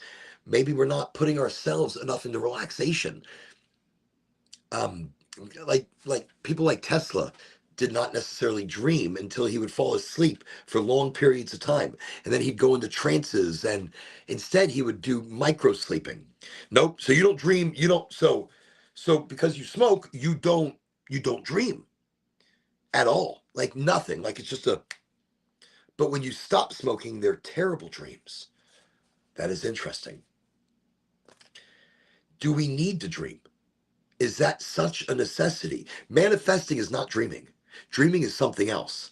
Dreaming is when your brain and your mind have gone somewhere else entirely to dump the information you've taken in on the day, the energies that you've shared, the past life regression coming together with their collective knowledge of understanding of life, maybe. I don't know. But do we need to dream in order to recharge, in order to feel better, in order to keep going? Or is my ability of letting go just, it's not that I don't care. I care and I love and I worry nonstop. But then I take it and I let go and I put it right there. And I have to continue on. I know it's there. And sometimes I'll take one or two little pieces of worry and I'll put them back inside me and I'll be like, look, it's gonna be a hard day. I'm stressing, I'm worrying, I got this shit on my brain, I got this shit on my brain, I got this shit on my brain. I'm lonely. I'm not going to get into it. I don't want to give too much of myself. I do. I want to give all of myself authentically and in information to you. But I feel there's got to be sometimes a smidgen of information that I'm allowed to live in this portion of my life. Good and bad. And that's life. And that creates the energy of life, because it can't be all good, because then you wouldn't appreciate it. It can't be all delicious all the time, because then it wouldn't be delicious. It can't be perfect weather all the time, or this would not be perfect weather. Just using it as an example. Very excited about perfect weather. I do. Absolutely. I love it. I at first I started doing it for my daughter because I didn't have a coach, and the gentleman that runs the league reached out, or I reached out at the time. I was in between contracts, and I reached out. And this was original season, and I reached out, and I'll tell you something. I really, I really enjoy the energy that, and not of people with, not of the kids winning the games, but them coming together. So the first crew that I got and started working with, they were all on opposite sides of the map, and these couple of girls knew each other from school, and they didn't like this one boy, and they kept calling him smelly and this and that, and then they were against this and they were against that, and my daughter, very young, very very young for that team, but it was the only team we can get her on at the time, and she was really only like 1 year behind, but body wise, that's a size difference like you wouldn't believe. So she's the my little munchkin, my little. So I named the team the Tiny Titans. Okay, moving on. Now this season we're the Titans. So no tiny is whole. We don't have to be itsy bitsy. But what I'm saying is, last season, when I saw them all come together at the end in the jamboree, and they're all playing, uh, kicking the ball together, all of them working together, playing together, I could feel an energy of just joy wash over me because holy shit, what an accomplishment. Um, and they started winning games because they loved it. They loved working together. They loved doing what they were doing. They tried harder because they felt more important and more together as a team. Oh, I miss that. I reminisce back to the days when I played soccer and the teamwork and the energy and the joy behind it. No, I was always hurt. I always got hurt a lot. I have a player on our team that gets hurt a lot, and so I associate my young playing with his style. I would get exhausted halfway through. I'd be like, "Is that where the goal is? I'm going to stay right here. I'm staying here to protect this whole area." But no, and I enjoy it because this is where I get my exercise. Wait, I missed some comments. I'm sorry. So you do? Yeah, I do. Do you watch Doctor Who? You better believe it. Star Trek, yes. Stargate, yes. The movies and the series, and then the reboot. Um, and the reboot on. Uh, I love sci-fi. I'm not really into sports. It's a hard thing. I coach sports, but I don't watch any sports. Golf, it's like watching grass grow. I really wish they'd like tackle people in golf, like out of the blue. Like, they're just taking their time, like Happy Gilmore. Was it Happy Gilmore? Yeah, Happy Gilmore style. I know it's a little rough, it's a little tough, but it would be very exciting. I'd be watching, drinking my wine, my nice sangria, and this guy's concentrated. They're like, "All right, we're gonna have quiet. You never know where it's gonna come from. I heard they released alligators. There's a kangaroo running around this place." And then all of a sudden, boom, he's tackled by Goldberg. Goldberg was one of my favorite wrestlers when wrestling was still amazing. It's still amazing. It's still amazing, but it was amazing. It's not amazing. It's not like it was. It was heart and soul. And now when you're learning about all this crazy shit that's going on, how does it affect how you feel about it then? It destroys my childhood. Um, but um, do I like TV and films? I do.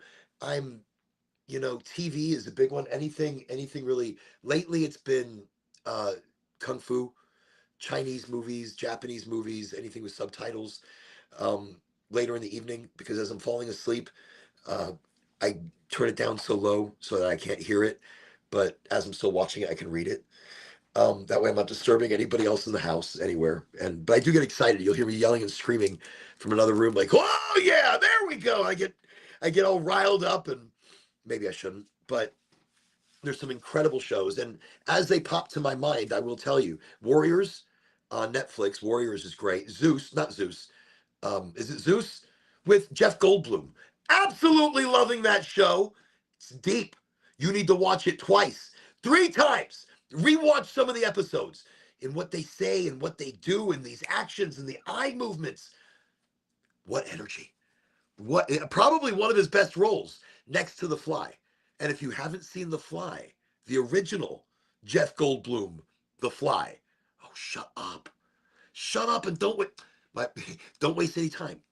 Go see that. I mean, not wait till the show's done and then go. Film brings people together better than drugs, a lot of times, unless of course it's a movie about drugs, like Pineapple Express, probably one of my faves. Super Troopers, or the beer one. There's a beer movie which they were going to make one about weed as well, but they didn't do it. I really wish they would have done it. That would have been very exciting. There's so many second movies that should have been made. But a lot of times you're right. We should leave the original, leave the energy of it, leave the remakes to people like Cheech and Chong that can make movies forever and forever make them fun to watch. Because I think it reminisces about the community, the culture, um, and things like that. So I don't know. I really get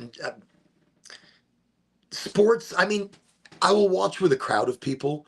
Like soccer. I'll watch soccer. I like soccer. It's exciting. Boxing, that's exciting. But I don't really sit to watch because I don't like, the older I'm getting, I still like horror films, but not as much.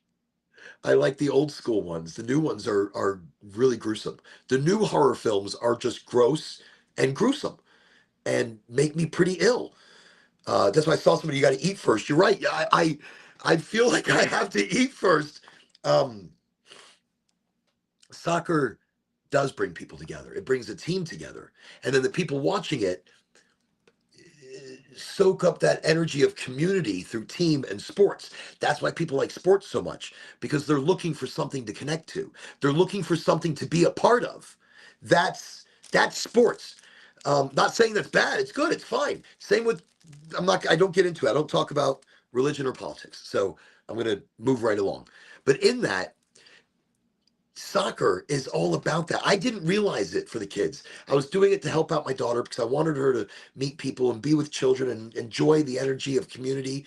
And instead, I started feeling the energy of the situation and the people and the growth of these kids, and the I was amazing. I loved watching them play together and work together and pass the ball properly. And it wasn't about how many goals, but how many times they at least tried, and the energy of working them together, and different people that wouldn't play together because they didn't like each other. At the end, they relied on each other. And now in this new season, for example, I see many of those same players playing on different teams. And what great energy. I'm so excited to see what they're going to be capable of because they're great players. They're excellent, and they're going to be great additions to all of these teams. And this made me feel so good. That's why I'm going to keep doing it as long as I can. And so my energy is enthusiastic, and sometimes my enthusiasm questions certain plays from the ref, and especially if some parents want to talk smack, and and I was already heated at the time, and blah, blah, blah, blah, blah, and yeah, so I was wrong to continue any of my blah blah blah at any other place. I should have just peanut galleried it and just not heard anything at all. But even for me, that is very difficult to do sometimes, where I try not to. I try to be better than that. I try to be above that. So I apologize for that, for me not breathing through the situation, for me not thinking clearer. But again, I was right in my questioning. I was right about the situation. But but in hindsight, I could have been calmer. That's what I bring into it. Um, you know, but that's also what I enjoyed about it. I thought everything was just amazing. Um, I think that kind of energy for kids growing up is the most important thing, to have a positive influence in a world that doesn't always feel positive, especially now. I mean, even when I was growing up, there was turmoil and there was craziness and there was different things happening and there was shooters and aspirin scares and wow, and depression and recession. Oh wow, I mean, but look, it went through its cycle and we're going through it again. You would think we get smarter. We understand it better as a world. If we, I know what I'm going to say is going to be super simple right now. What I'm about to say, you're going to be like, yeah, Oren, sure, sure. But it's the community energy that changes things. And if we brought the UN together under one thought process, under one idea, they can still think their different ways, but they can show energy towards one solution for a problem together. The UN, the US Assembly, the United Nations, just coming together to solve one thing: world hunger, homelessness, community education, community healthcare, national world healthcare. We want it, we need it. It might be impossible, but we can all dream. And in my heart of hearts, I want it for everybody. In my realistic understanding of the world, easier said than done. Because so many individual people want to be made happy and appeased. so many more individual people are out for themselves and not out for mothers and children's and futures. They're not out for education. They're not out for opening up the horizons of communities and creating food. There are food deserts all throughout the United States, and these are places people are not getting food. They have food, but simple foods like cornflakes or your ground beef or your, I'm sorry, I'm congested now. They're getting the wrong food, and instead we should be setting up community gardens. As communities, we should be getting out there, donating a piece of land and growing food, and put a sign saying, take what you need. Help where you can and take what you need. And in a perfect world, in every fucking neighborhood, we would have this. And an HOA would stay the fuck out of it. An HOA would stay to themselves and let the food grow and let the people eat zucchinis and carrots and celery that's organic and natural. And they learn how to grow themselves. They learn how to become part of this community, part of this growing garden of food and education. That's how I look at community gardens. I love community gardens. And I think we should be doing more of it, especially all throughout the United States where there are food deserts, where people are not getting fresh food, fresh vegetables and fresh fruits. They might be getting things that have been in a warehouse for a while, or that have been transferred from here to there. Um, they do most of their shopping in some places out of just over glorified convenience stores. Oh, it's rough. And knowing all these things in life, I want better for everyone. I want better. I need better because you need it. And that's what I strive for. I strive for the understanding of that, the community of that, the coming together of that. So my future goals are to set up community gardens everywhere and teach people how to grow. Teach people how to be closer community through food. Because the food that we're eating is wrong. It's bad. Don't eat cereal. Don't eat anything with yellow dye or red dye. Don't eat anything with fake dyes and colorings. There's no need. That's the first start. Look, if you're going to start anywhere when it comes to your health, stop eating all the dye. I learned recently what yellow dye even is and where it came from. And that alone is such a terrible thing. In Europe, they've already banned most of these dyes, most of these additives, most of the crap that we have in our food. It's not in Europe because they won't allow the GMOs. They won't allow the chemicals. It is farm to table. Hoo-ah.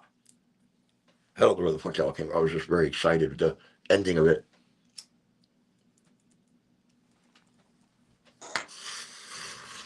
Um, I it's making small choices or small steps in your life that make big impacts in your life. I stopped eating fast food and I started losing weight. I did it in the combination with more sativas, or plants that have more of the Durban poison strain and terpenes, oh, excuse me, that were like eucalyptus, eucalyptol, limonene, citroins, alpha pinene. So I would search for certain flavors and tastes that really enhance my experience. But in that combination, I was able to lose weight. And it was small choices. No more fast food, no more bread. Okay, I had bread earlier, but like two little itsy bitsy bites. And I was like, I'm not used to it. I don't like the texture. I it becomes about texture. It becomes about you're really refining everything in your life. It's not just about mass consumption, but refined consumption. A beautiful, if I'm going to drink, it's going to be a beautiful glass of sangria or a nice mead, a really beautiful honey wine that's been chilled and it's ready. I don't do beer. Uh, there's a beautiful mead I pick up at Williamson's. Is it Williamson's? I can't remember the name of the store. It's in Gainesville, and it's just a small bottle of mead, but they make one that's like a honeybee one. They make one that's a oh, my brain's gone. That blah blah blah. That, different flavored meats, and they're all incredibly delicious. I was thinking about one today, but didn't have enough time. Mm. Now, Nick, really quickly, I just saw this that you feed your gators bread in the backyard. So I learned from people in Louisiana and going through the marsh swamps that white is not a good color in the swamp. So don't wear white, no white shirt, no white pants, no white shoes, because the alligators go after the color white because people feed them bread and marshmallows. So they just go after that color because you are now a giant marshmallow or a giant piece of bread. Um, that's that's what I now when I'm approaching and bringing food. Yeah, of course they know when you're coming and approaching and bringing food. You are the food. They're like, come, just get a little closer. The bread's good and all, but I am an alligator. I'm just gonna let you know. I'm throwing it out there. You want to come pet me? Come pet me. Come here and pet me. Don't believe him. Don't pet him. If you hear him saying that in your head, first you need to question why you hear an alligator talking in your head, and then you want to take a couple of steps back and stop feeding the alligator. Just gonna throw that out there to you. Just just a little open Orenly advice.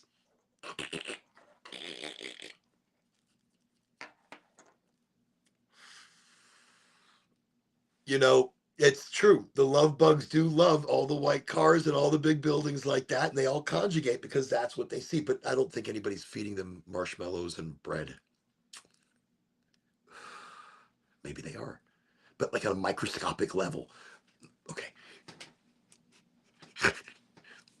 I have lit up another one of these half gram runts, tropical strawberry cherry deliciousness because they are really delicious. They're light on my tongue, but an aroma, an initial flavor as I smoke it, it's just a very delicious thing. Okay, moving on.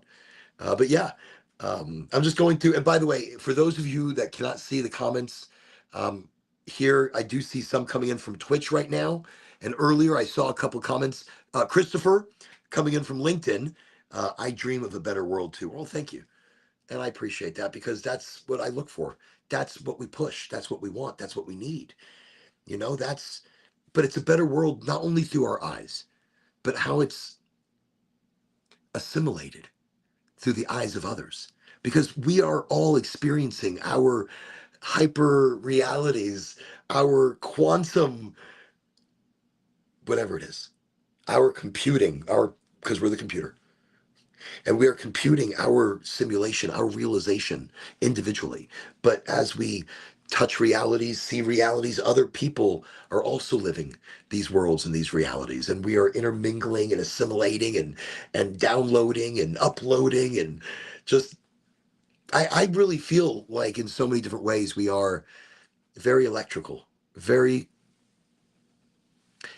if not a computer, computers are based off of the structure of our structure. Mm. Maybe we got so genius with computers and we saw computers because somebody saw the structure and the nature of our life or the fabric of time and space. And in seeing the fabric of time and space and how these multi-dimensional realities all blend together and work together and run together, maybe somebody saw a computer and saw the electrical understandings of a computer because we are probably just the smaller workings on another computer board somewhere else on another computer board. It could just be like we're incrementally getting smaller and smaller, and there's something bigger and bigger and bigger and bigger and bigger and bigger and bigger. But we'd never be able to fathom any of that because that is so many layers of dimensional theories and understandings away. It's big. That's deep, isn't it? That's big. It's deep. So I don't even know where I was going with the whole fucking computer. So I think we're like a program, maybe, or we're not a program, but we're an organic self-replicating, living, breathing entity of mass, energy, and thought and process and something happening that's just it's the impossible becomes possible. And when sit here and talk about alternate realities within our world, us shifting into other realizations, where once it was silly, it's not so silly anymore. So in that humor of it, I enjoy that. Let me just see. Wait. Let me see. Like Reagan and the Exorcist said, it'll bring us closer together. I lived in Philly with overcrowding. I've been to Philly. Look, I just want to quickly mention something about Philly. I went there, saw the bell. Family was not impressed with the bell, the cracked bell, and I was like, but look at the cracked bell. I took a picture of my kids in front of this bell, and their faces were all just like each one had a different face of doom and gloom. Like, my father has dragged me all through this city. And you can feel the pain in their eyes. I love that picture. I mean, it brings back so many memories of a very difficult trip. But I went to Philly for one reason. No, two very important reasons, which my whole reality was crashed. So It's Always Sunny in Philadelphia, I thought was filmed to my silliness in Philadelphia. And I thought there was a pub, a Patty's Pub. There is not a Patty's Pub. It's filmed on a set. There is a place that I think there is similar to Patty's Pub, with the name, but that's it. It's a restaurant pub, and it's not it. I know because they told me to leave twice. No, I'm joking. But it was that reason, and I wanted. So I'm big in the Philly cheesesteaks. I make a mean Philly. I I I think food is its own religion. Food is its own creative, oh, tornado that you can throw out. I love cooking. I love creating and making and manifesting food. Food's amazing. Food is love. Food is friendship. So I wanted to go to the city of brotherly love and have a Philly cheesesteak. And I didn't just want any Philly cheesesteak. I want too high to keep a character going, but I wanted the best damn chili Chinese steaks. Right. Wow. Boy, me and my English, no Englishy. So I wanted the best damn Philly cheesesteak that I could possibly have. And so I took the whole family and we explored and we had, and it wasn't. And I was like, what? So then we were recommended to the best of the best of the best. I'm like, that's it. We've tried, but we have to have the best. The day leading up to it was rough. The cops were rough and very mean and not brotherly in any way or welcoming. I mean, look, what are you going to do? It's a hard job. I may not enjoy that job. I may not like the people who choose that job necessarily, but it's a hard job and you got to give something that direction. That being said, we have to move on because everybody gets credit, everybody gets love for whatever they do. But you choose to be who you are and you choose to do what you do. And there's many conversations I've had about that. It's kind of like I chose for a long time to be a DJ. I chose for a long time to be in a specific lifestyle. I chose for a long time to be mentally and physically a certain person. And I chose that because I didn't see better. I didn't see an option for better because nobody showed me enthusiasm for life. Those that showed me, I wasn't paying attention. Those that were trying to help uplift me during that time that I was trying to uplift myself, I just didn't see it then.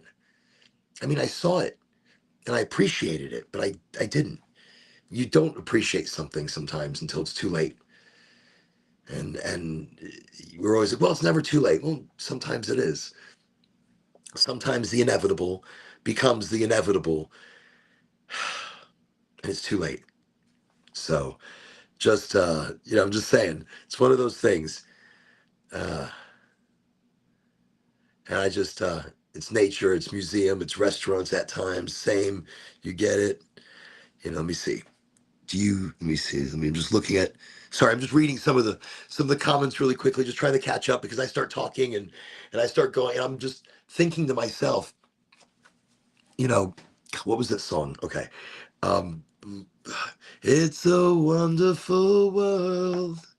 And I think to myself, oh yeah, it's a wonderful world. It's a wonderful world when you make it that way. It's a wonderful life when you think it that way. When you think it that way, the world physically changes around you. That's manifestation. People always ask, but how do I get into it? as you're falling asleep. Visualize, think it, be it. I am is a very powerful starting word. So it's a wonderful world. It's a wonderful life if you put that in front of you. Not all the time. There's good and there's bad. There's yin and there's yang. There's the dualistic nature of everything, I tell you. Dualistic. I don't know. So you get it. I get it. We get it. We all get it. And when you start realizing how simple the beginning is, stop worrying about anybody else. Don't care about what they think because they don't think it very long. They don't think it very strong. They don't think it with intention and dedication. If anybody judges you, they judge you for like 2 seconds because they're judging themselves. They are judging themselves. So who gives a shit what they judge on themselves? Don't judge yourself. Live more in the now. Stop thinking in the past. Stop thinking so much always about the future. Think about the future. Give it its space. Give it its time. But then when it's not its time or not its space, put it on its imaginary table along with all the other shit that you carry with you. Simple. Start right there. Stop caring what people think of you. How about what you authentically think of you? That's the journey that I've been on. What do I authentically think of me? And I love doing good because it comes back to me. That's what I get. People are like, okay, what are you going to get for this, Warren? What do you get? What do I get? I don't know. We'll see. I don't know. Something good, some good energy, maybe some good news that you tell me something good's happened to you. That's what I get. Fucking good news. I love it. I love it. What do I get? I get the energy of community and people. I get to understand authentically where I want to go, who I want to be, and the groups I want to mingle with, and the energies I want to to put out there. I wish I had time more for friendships. And I feel so bad sometimes. I feel so bad because I work so much and there's no work-life balance for me because I love what I do. I love the energy of the communities that I help and the people that I help heal mentally and physically because mental action becomes physical manifestation. Boom. Love it. That's the simplicity. If you think it subconsciously, it becomes consciously. It becomes physical. We overcomplicate life. We put too much shit here and too much shit here, and then you're just carrying shit. But it's the truth. So you take that shit and put it on that imaginary table next to the bags of stuff and your future hopes and dreams and your stress and your worry. And if you get that off of you, you stop producing stress chemicals. You stop producing worry and pain and pressure. And you can make more intelligent decisions because you're thinking now. You're realistic and authentic now. You're part of the world now and in its universal creation. You are part of that. You're not behind it and you're not ahead of it. You are part of it. That's how I see it. Simplicity. And that's why I always say be 10% kinder. That's maybe if you have to fake it, fake 10% of your kindness. Fake 10% more every day if you have to, until you feel it and believe it. And then one day you fake nothing. One day it's not faking anything. It's waking up with an energy you've never believed you could have, an energy that's true to your mind and body. And people look at you and they're like, you have lost your mind. How do you do it? I'm like, do what? I wake up like this. I mean, minus a little bit of half-ass stretching. Okay, I'm ready. Let's go. But this energy is because I feel good about what I'm doing, about the intention that I am in and on. As I become more authentic, I care not what people think of me because I'm not doing anything to make anybody think wrong. And if they want to think wrong, they can think wrong. But I feel wholesome. I feel pure. I feel good. I feel that in my decisions, not necessarily in all thought and action, just in my decisions and in my intention. We're not all good all the time. We're a little bad here and we're a little good there. But those things coming together make us understand that we shouldn't do this or we should do that and do more of the things that you should do and less of the things that you shouldn't do. Simplicity. Boom. No, I want to mention that I also really appreciate my viewership. Anybody who's watching me on any one of the different networks that I'm out on, thank you. You are all awesome. You are all amazing. You all add and change my energy. I've been struggling with energy. I've been struggling because of the energy hitting us from the sun. I've been struggling because of life and emotional decisions and emotions and feelings and ideas and creativity and authenticity and the explosion adventure of journey. It's exhausting. It's a lot. It's a lot. And this show, you, all of you, everywhere, reinvigorate me. Give me an opportunity to share that energy with you, that enthusiasm with you, to let it remanifest with you. As I started the show, all this energy manifestation is your energy manifestation, is the energy we are sharing and bouncing back between us, between the ripples in our ponds. And those ponds together make tidal waves throughout the world. And that's what the world needs now. That's what the world needs now. It needs a better fucking energy.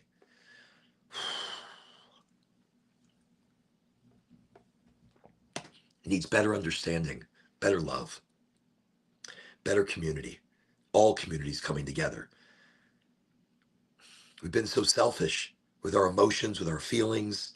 We've been so selfish as community.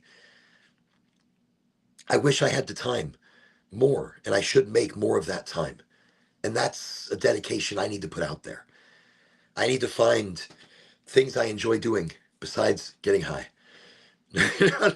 There are many things. I love hiking. I love adventure.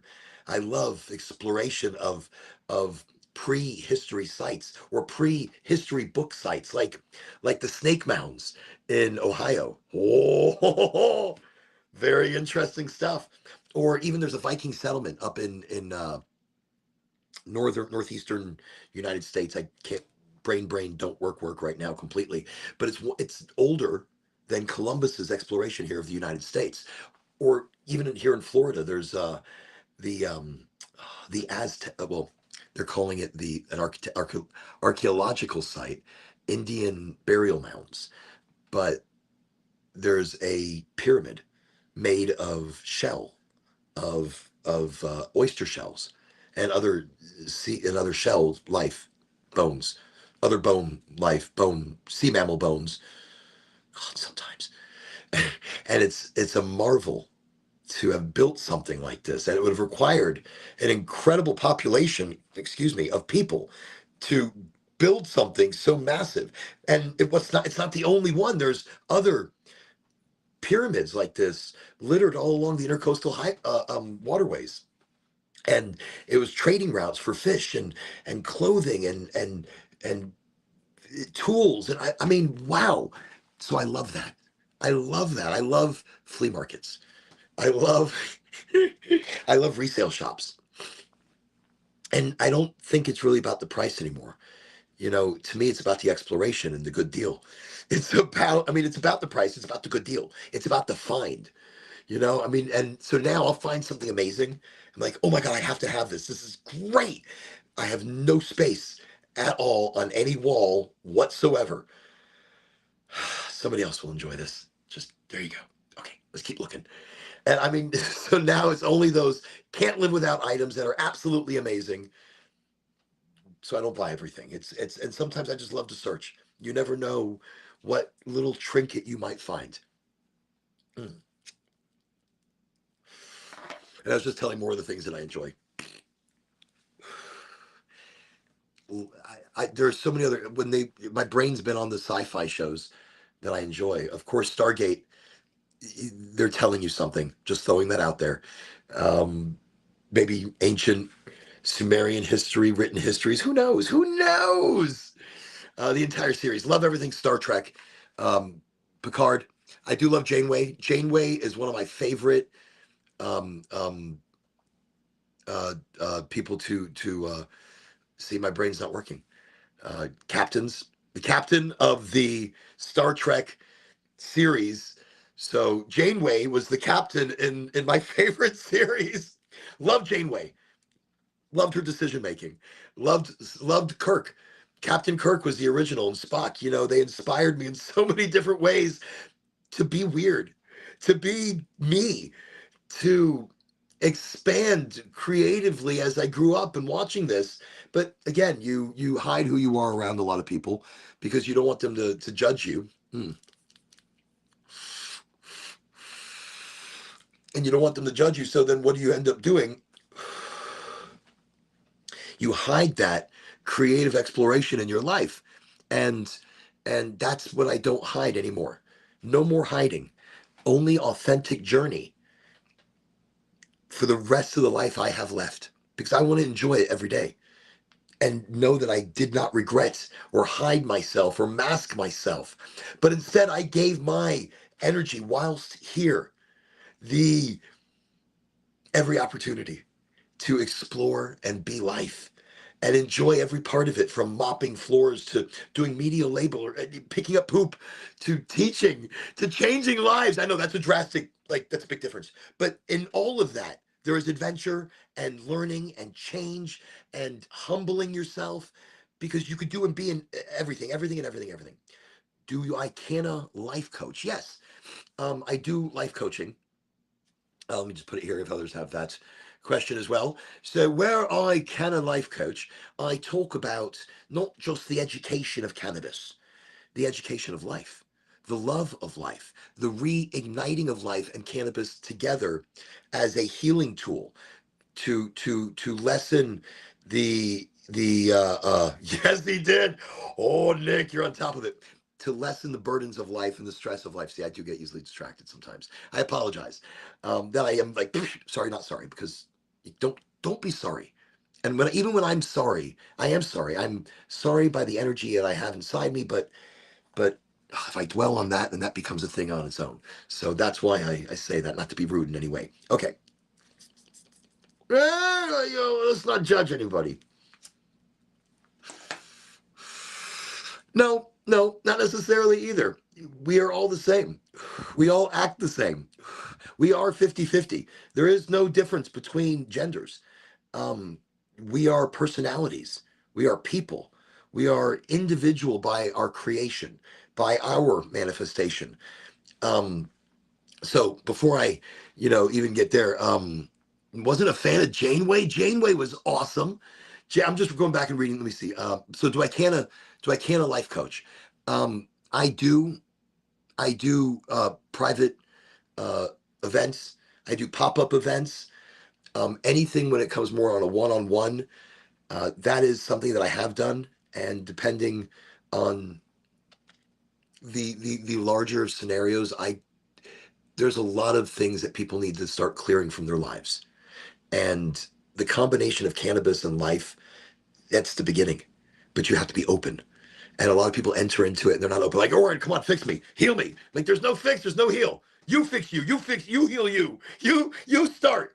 What? Just run to me and I do all the work for you. No. The work begins with you. You've got to be open. There's so many people I've brought into cannabis that don't like it. Like when I say that, they're so against it. This one Israeli guy, special forces, hates the smell of cannabis, but he needs the healing of it because it helps his stomach and it helps his digestive system and it actually helps his mind. And he loves to eat it raw and he loves the gummies and loves the food, hates the smell, and always talks shit about it. And in that shit talking that he did about it for such a long time, he turned himself off to it. He shoved himself away from it. And it wasn't helping him because of his negativity, his negative energy that was stopping the entire situation, his negative energy that was controlling it. So, again, yes, I try where I can try. Definitely direct message, contact me. Um, let's, life is about changing things now and needing help now and needing community now. So I'm always available, always and whenever. Um, how do I fall asleep? That's an interesting one. How do I fall asleep? I don't know. It just happens. I'm just like, I just pass out. Don't even know when it happens. And I'll just get up and be like, shit. Oh, I feel better though. I feel good. I feel good. I'm going to attack the day. No, no, not quite. It's a little more planned. Um, mm. me just see. I'm just looking back. If I'm missing any comments. It's my soul right now, and I haven't stated many things about others and thoughts. Well, I appreciate that. Thank you. Um, you are all speaking to my soul, and anything that I'm saying is bouncing from any energy that may be bouncing my way. And any questions you have, please ask me. Do I have pets? Yes. I'm on a farm. I'm on 7 acres, almost 6.8ish, in northern. I think somebody else asked, where part of Florida am I in? I'm in northern eastern Florida. Northern eastern. I'm in the northern eastern section. That's where I am. Arr! I'm like 20 minutes outside of Gainesville, or 30 minutes outside of Gainesville, and have a little farm, have ducks, have chickens, and the family does an amazing job of making sure we don't go into an apocalyptic mess over here. It's amazing. It's fun. It's adventurous. It's always ever changing, and so here we have ducks and chickens and lots of plants. I am very much into plants because I love hummingbirds and butterflies, because I want to bring the butterfly garden from Gainesville here to my land. So all the time, everywhere that I go outside, there's butterflies. And I'm like, ooh, there's a hummingbird. I catch hummingbirds constantly. And to me, that's magic.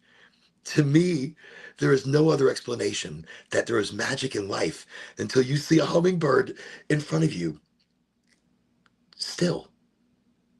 And it's just a moment. And then when you see it all the time, you're like, wow. And it's still amazing every time I see it. I love it. So I have that all throughout the land. We have a cat, Pepper, which we thought it was a girl, until one day we saw an enormous pair of balls. So then we realized it wasn't a girl. So it's still Pepper. Pepper doesn't take on any pronouns. I don't think. I don't know. I'll have to ask him, her, she, it, they, them. Don't know. Just being out there and open, and then we also have 3 dogs that were rescues, and they're sisters, and they do keep anybody off the land that doesn't belong here. Mm. They are very well as a pack, but I would never allow that, because then they would be too vicious. All dogs, once they become a pack and left to their own devices, sometimes the influence of one dog can change the influence of other dogs in the mindset of a pack. I've been attacked a few times, not by my own dogs, but me living on land like this. I have neighbors. I can't see them, but I have neighbors that have dogs, and we've had not land disputes, but some really shitty neighbors, and some land disputes, maybe. I guess that he suck his dogs on me, sick his dogs. He sicked his dogs. My English not good today, but he sicked 4 dogs on me at one time. My daughter and I, my older daughter and I, were walking the land and exploring, looking at mushrooms, and looking at, not always like you think, but looking at flowers and mushrooms and fungi and things that are developing on the land. It was just very interesting. So all of a sudden, there's 4 dogs right there on our property, well into the property, and I looked up, and you look at your environment immediately. I'm like, run now! Do not look back! Go! And I'm here. I have no weapon. Usually, I had a weapon. I have something like a machete. Something. Nothing. Of course, my luck. And so right there, I knew it was just seconds. And I look up and I see him, the neighbor, and I see his wife, and I see them cackling, and then the dogs all come at me.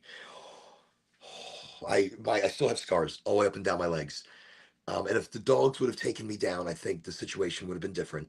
But I fought my way out of it. And even though it may hurt me to have to swing on an animal to defend yourself, don't ever put your feeling into it and defend yourself. Defend yourself. Don't show fear. You show power. And in that moment, I had to show everything I had, so that they came to me and they directed their attention on me, not my daughter. And so that's the craziness of the land here. So yeah, we got animals. I know it's a long explanation, or it's a long answer, isn't it? So what part of Florida? Let me see. So northeasternly. No, I like Janeway, love her. I want to get to that point. Jason in Friday the 13th wore Captain Kirk mask. He did. Women are that. Don't be like this, Nick. Nick. We'll talk. Nick, don't. No. Nick. Let me see. You've been brainwashed by Mary. Don't get me started. Don't get me started on my thoughts on marriage and I know 2 hours and 20 minutes. You want to be at that point in your life. We can all be at that point in our life, and we're going to work together at that point in our life, and we'll work together. Just stay here with the show. We'll figure it out. Let me just see who else. Let me see. Nick. We're going to have a private direct message. Let's chit chat a little bit. There's a little more if you can message me.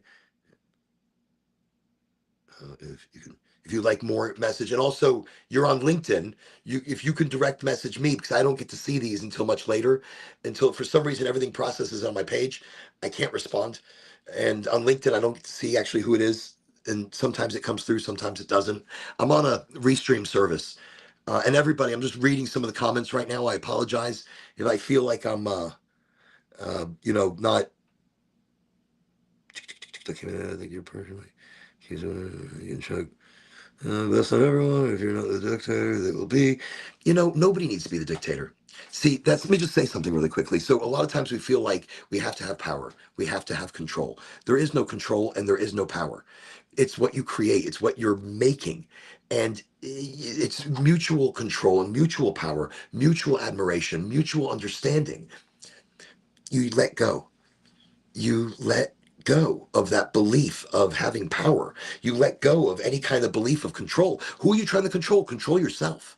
Control your own ideas and your own thoughts and your own exploration of your ideas and where they're going to go. Don't judge anybody else. Don't put it on anybody else. Don't put that pain and that struggle on them. Let them live their lives, whoever they may be. But you need to be the individual powerhouse, the individual eye of Ra, the you know the magic added to the world that we need. Nick, I'm telling you, it's sometimes we have to breathe it all in and breathe it all out and let everybody be who they're going to be. Let them make the decisions they're going to make. Let it go, because anything you try to do in that sense is control. Why are you trying to control somebody else?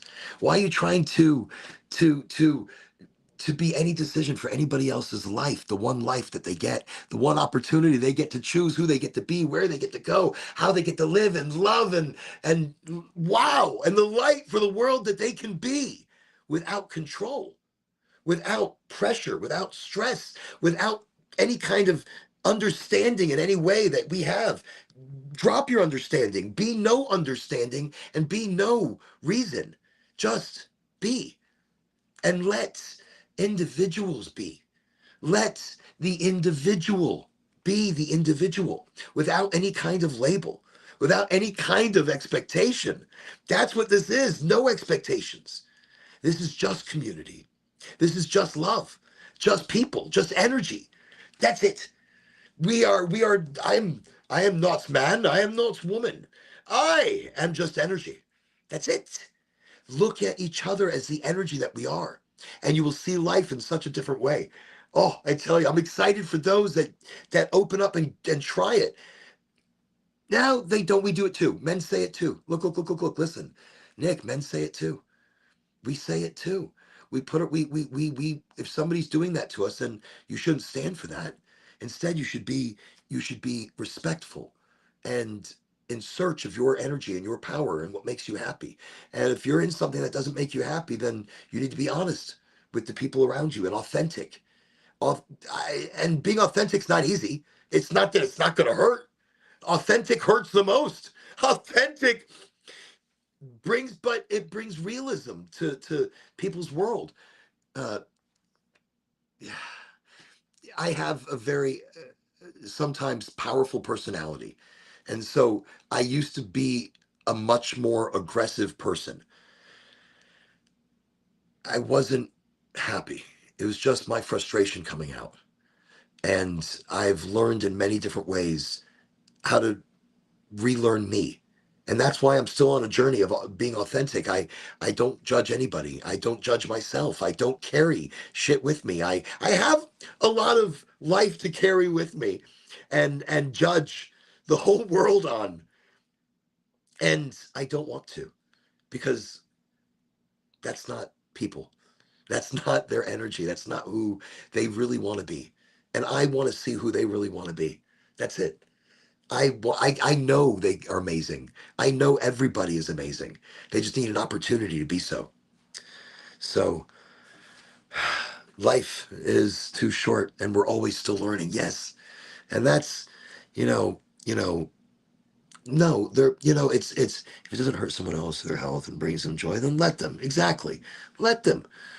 You know, where I see a comment where women love to say something, well, men love to say shit too. And where women love to control, men love to control. People love to control, to make their lives feel better or make their lives feel more important. But your life is already better and your life is already fucking important. You are amazing and important. You are not just a number. You are an energetic piece of the puzzle that magnifies all of our strength, all of our abilities, all of our amazing futuristic possibilities. I took it from the imaginary table. I put back in the future just for a moment, futuristic, then took it out, back on the table. To be fair, to be fair, to be fair. Okay, all right. If you haven't seen Letterkenny, let me tell you, you need to go watch some Letterkenny. That is some funniness. It is super intelligent funniness at a simple, almost Beavis and Butthead level. So it would be the most intelligent of Beavis and Butthead on the Canadian scale, Letterkenny. A truly enjoyable show.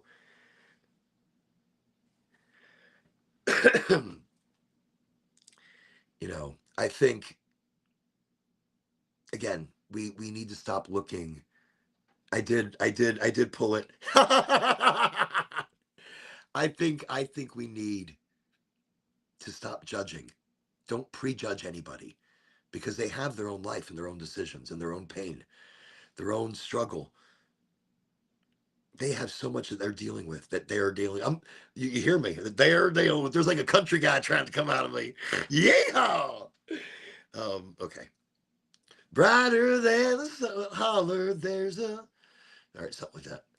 Wait. Okay. There was a song that I don't. I think my dad used to, or somebody. I think it was my dad, and it was a country song that is like about leaving the lights on in the house. And so all the lights in the yard are on, every light in the house is on, backyard's bright as the crack of dawn, front porch looks like a runaway lights, kind of like the moon in the dead of night. I can't believe I remember that. Okay, sorry for singing. I didn't mean to. I apologize. That's Shorzy. Listen. That is such a great show. Really enjoy that. So if you get a chance to watch Letterkenny, it gets you away from my singing and my you need to be like a Klinger and act the same. Something. They're judging you, they're judging themselves. Anybody that's judging you, anybody, man or woman, they're judging themselves and their own insecurities. I don't like to say it this way. Okay. Sorry in advance. The only way to get a resolution is to stop feeding the fire. Don't emotionally feed the fire. Don't emotionally add juice to the flame. Do not emotionally contribute. Start to cut yourself off and see if the energy changes. Love should be mutual and it should be a friendship. It should be more than just sex and more than just the affection of love. But love should be everlasting. And it's hard these days because people expect so much out of each other. People want so much out of each other. And they don't see the truth that just makes them happy. Happiness is love. It's friendship. That's first. You've got to be friends with somebody. You've got to want to be around them and feel everything. You want to be able to smell their farts and not be totally grossed out. I know that was fucking gross, but whatever. That's love. And you want to be able to hold on to them and not ever let go. You want to be able to talk for hours every single night and never run out of things to talk about because you just want to hear their voice and they just want to hear yours. It doesn't always work. It's up and it's down. And so if it's not, then look, I don't want to be emotional. Why are people making me emotional this evening? It's Friday night, damn it. It is Friday night, I hope. All right, let me just, but love should be so many more things than just sexual. Sexual comes and goes. I mean, sure, you're probably sexually compatible with thousands of people, but you're only going to be in love with one or two or three. I mean, it's different love too. Every time you're in love with somebody, it's not the same love. It's a different kind of love, a different kind of feeling, a different kind of push and emotion, but you have to be open for it. And like myself, I have, I'm closed in so many ways as a emotional wreck that, I search, I value the love of friendship and the love of companionship and understanding and children and life. I value things in a deeper way that I could have never valued before. Mm.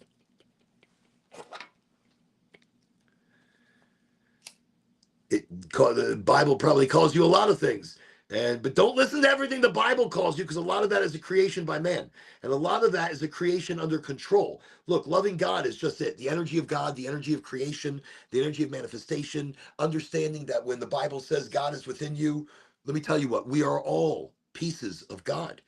We are all the combination, the all billions of us on this earth, all trillions of zillions of entities throughout any one of our realities and universes, and all of that combination, a little piece of them, all comes together as God.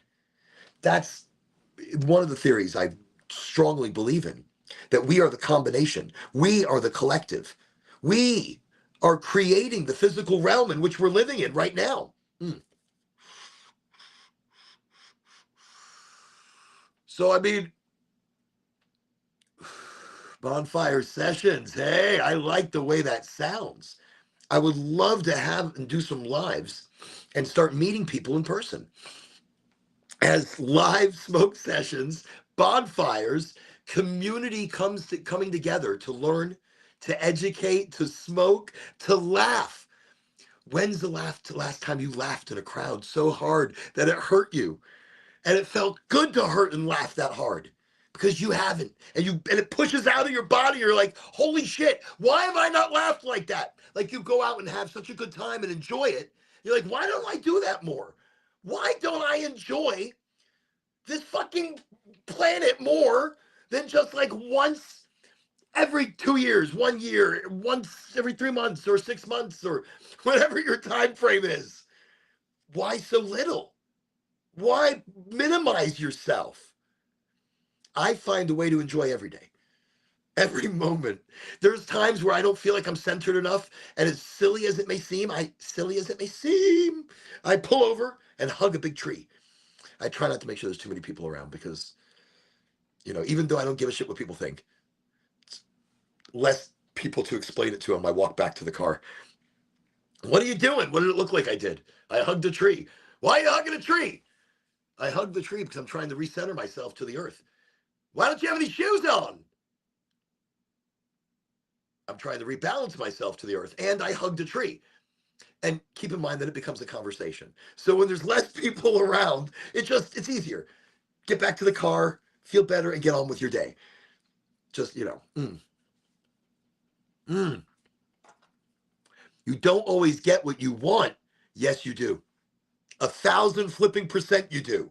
Yes, you do. You get what you project. You get what you manifest. You get what you need.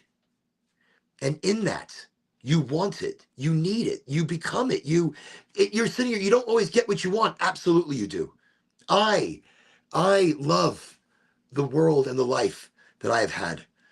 I would never change anything, not 1 second, because it's taught me so much. It's made me who I am.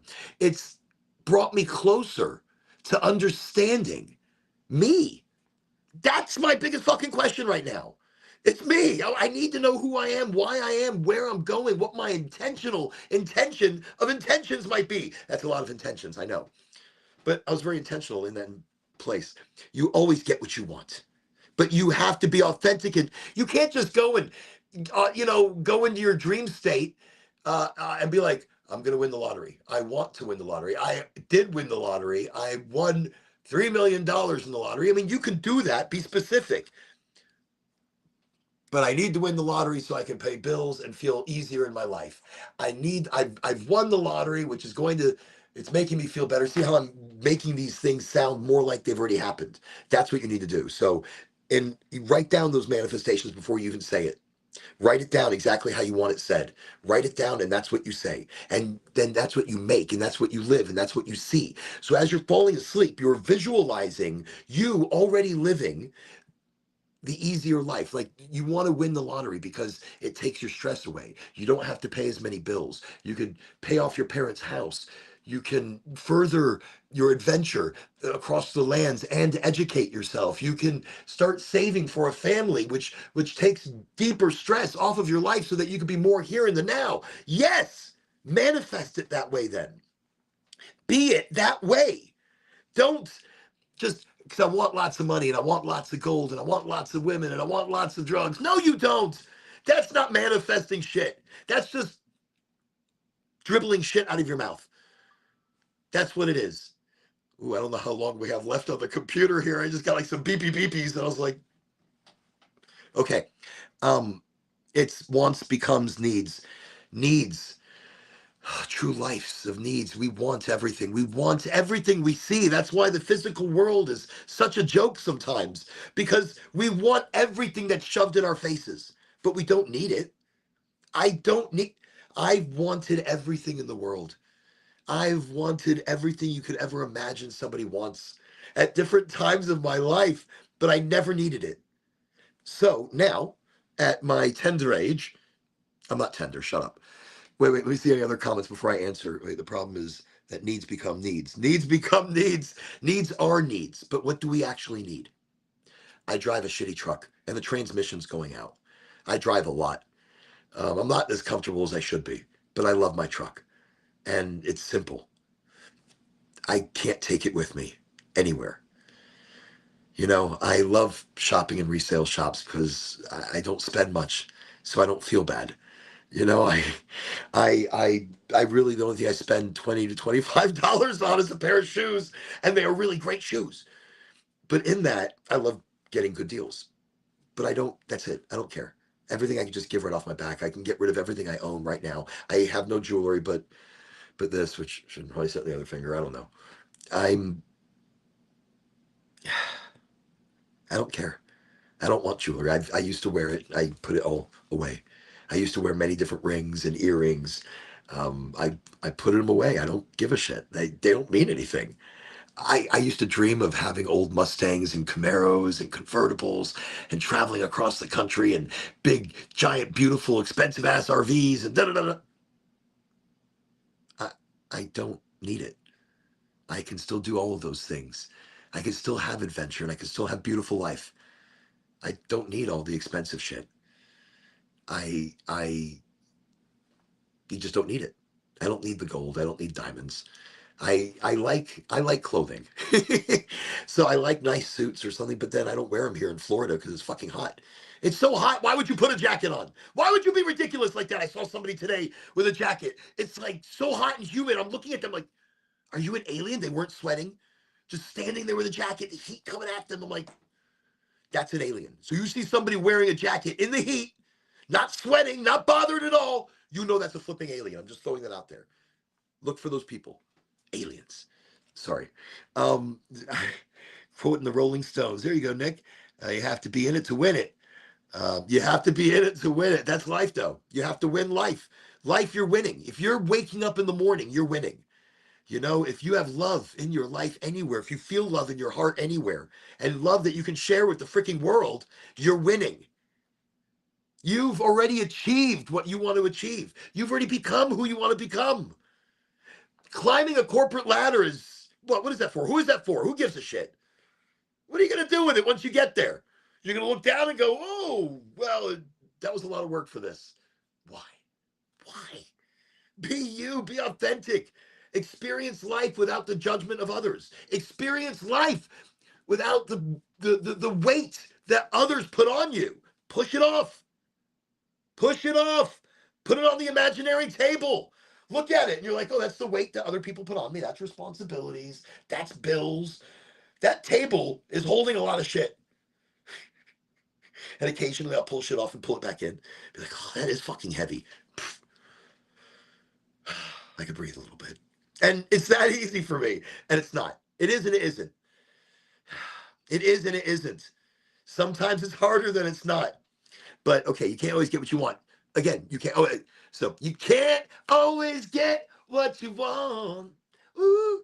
Funny story about the Rolling Stones. My dad was their original manager before they were famous. See, there's some crazy fucking history, isn't it? What gold flower do you go to? I go to them all. I go to every single one of the gold flowers. I don't get to go out to Sebring as often. But would it be smart for me to start into the cannabis industry at a vape shop or reaching out into others for marketing and so forth, hybrid or remote? My brain is just churning and always does when I use cannabis. Well, it's great because it's bringing your brain to where it wants to be. It's taking the weight off the shoulders and allowing you to think a little bit. So how do you want to get into it? Also makes me more creative. So I wonder, is this the real me or we hand talk? Okay. So real me, when I smoke cannabis, all right, people say, well, can't you get to meditation? Of course I can fucking meditate. You know how long it takes me to drop all that shit off my brain and come to a meditation? It's hard. I smoke a joint and then I'm like, wow, that's fucking easier. Because when you smoke a joint, the reason you're feeling more creative is because that weight is coming off of you. Much like when you're eating something and all of a sudden, like you taste a burger and you're like, wow, best burger I've ever tasted in my life. You drink a milkshake. That is the best milkshake I've ever tasted in my life. Well, I'll tell you why. The terpenes are opening up different flavor savors in your mouth. It's the easy way to say it. Chickens have like 15 flavor sensors. Humans, or people, have 5, I think, 4 or 5 specific ones. When you get high in certain terpenes, they help open your flavor receptors. So instead of you just tasting 5 or 6 specific flavors and that is it, or 1 or 2 flavors, when you're high, you're not thinking of the other shit. You're thinking of your food. Normally when we eat, we just nom, nom, nom, nom, nom, nom, nom, nom, nom, and we don't fucking think. We just, nom, nom, nom, we just shove it down our throats and we don't taste anything anymore. But then when you're high, you eat that burger, you bite it, you taste it, you feel the juices of it, you taste the cheeses and the onions and the peppers and the mushrooms and however you put your burger together. You taste the egg that's running down the top of it. You experience the texture and the flavor because you are there in the now. That's it. That's simple. I love it. So, that's you know that's that's that's why you look at, you feel more creative because your juices are open to it, your mind is open to it, you're not thinking of all the other shit that you're normally thinking about, you or not as strongly, because when you smoke a little or eat a little or drink a little cannabis or whatever you may be doing, it brings your sense of being into a bit more of a clear state, right above the cloudy fog. And it's like, oh, the air up here is nice. And so I'm very creative when I'm high as well. And I have to write down a lot of ideas. And then sometimes I'll come back and I'll look at them and be like, oh, that is terrible. Oh, that is just, that's bad. That one's bad too. That's kind of good. And you never know what's going to pop up, sometimes good and bad. But I fine tune a lot of things where I need it because I manifest for my thoughts to understand certain things better. Because I feel like a better version of me when I am. Yeah. And so I live high. People are like, you're always high? Are you always high, Oren?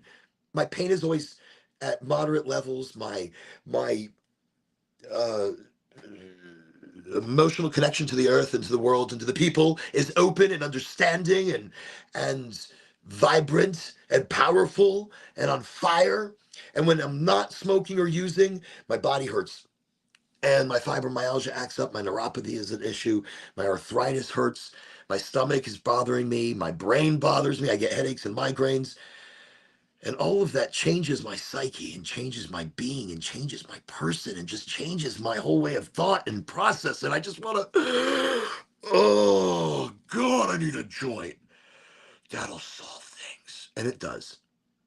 The simplicity of life. I'm just kidding. I acted it out a bit. Sorry. I was reliving the days where I took tolerance breaks or the days before I had cannabis in my life on the regular because it's expensive. And the younger you are, that shit's hard to buy. You got to know people and you got to, hopefully they gift things occasionally.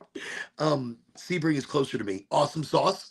Very good. Then I'll definitely come to, well, actually, I'm going to be in Sebring end of next week. So there you go. Very awesome. And by the way, the Sebring store is the most bougie, undercover, speakeasy-ish. You'll go into one section and you'll think that's it, and it's not. Then they take you through this hidden neon door into this opulent room with fireplaces, and it looks like Vegas, and it's pretty cool. It's my favorite location as far as the build. It really is beautiful. No more. No more. I might run and get another one if you can handle me being gone for like a couple of seconds. I'll run and I'll trip. And I've already gone too long on the podcast. We're about to come to my cutoff limit. Really, you live that way. I would love to, but I feel like other look at me differently as I'm living. Yeah, it sucks, but I should. You know something? So you know how I live. I just want to let you know. I live on 6.7 acres. My kids live in RVs because I live in a trailer that's not very big. So I had to get my smelly children out of my house. And so I don't want them to go far. And they don't, and life is expensive and everything's getting expensive. So I bought them all RVs so they can live in those and learn to do rent and electricity and learn to do homesteading and help on the farm and make a fire and look at the fucking stars again. I didn't want them too far, even though we don't always talk. I still want to feel their energy close. So, okay. Yes, I write them all down the way it also becomes. So I have wrote it down that way. I come up with it. Yes, good. And see, really, you know, I also have the possibility of fibro. It's what right now, and they're looking at multiple sclerosis. Okay, so a lot of those things, multiple sclerosis, fibromyalgia, don't let them overdiagnose you. And they're going to add one thing on top of another. And yes, you may have some of these issues that you might be dealing with, but it's also food. It's also our diet. Don't drink any diet sodas. Oh my God.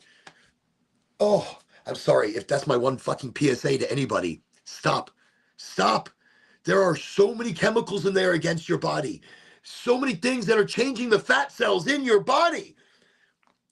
Oh, wow. My brain feels like exploding. And I feel like slightly one of those insane people when I talk about diet soda. If you're going to drink a soda that's a natural cane sugar. Drink a soda that you can look at the label and understand more or less what's going on there. And I just, hey, Nick, good night. Have a good weekend. We'll see you later. We're about to end it. Oh, excuse me. See, I'm gassy. Water here. Let me see. I also have possibly fibro. No water here. No water. Let me see. Really. I feel like I feel. Wait, sorry. I'm reading. I'm being so bad. Like it feels like I think straight. I also have many idea businesses with advocacy, marketing, as well as a nonprofit for cancer children. Yes, and I'll be able to leave hospitals, adults. Too many, but so many, but too many. And let me tell you something. You have to start somewhere, and you have to start simple. And you could do those other ideas, but have a main core idea and jump from there. You be the brand. Look, we are our own brand. You are an individual brand and an individual representation. And if it's marketing that you're looking to get into, understand that it's hard.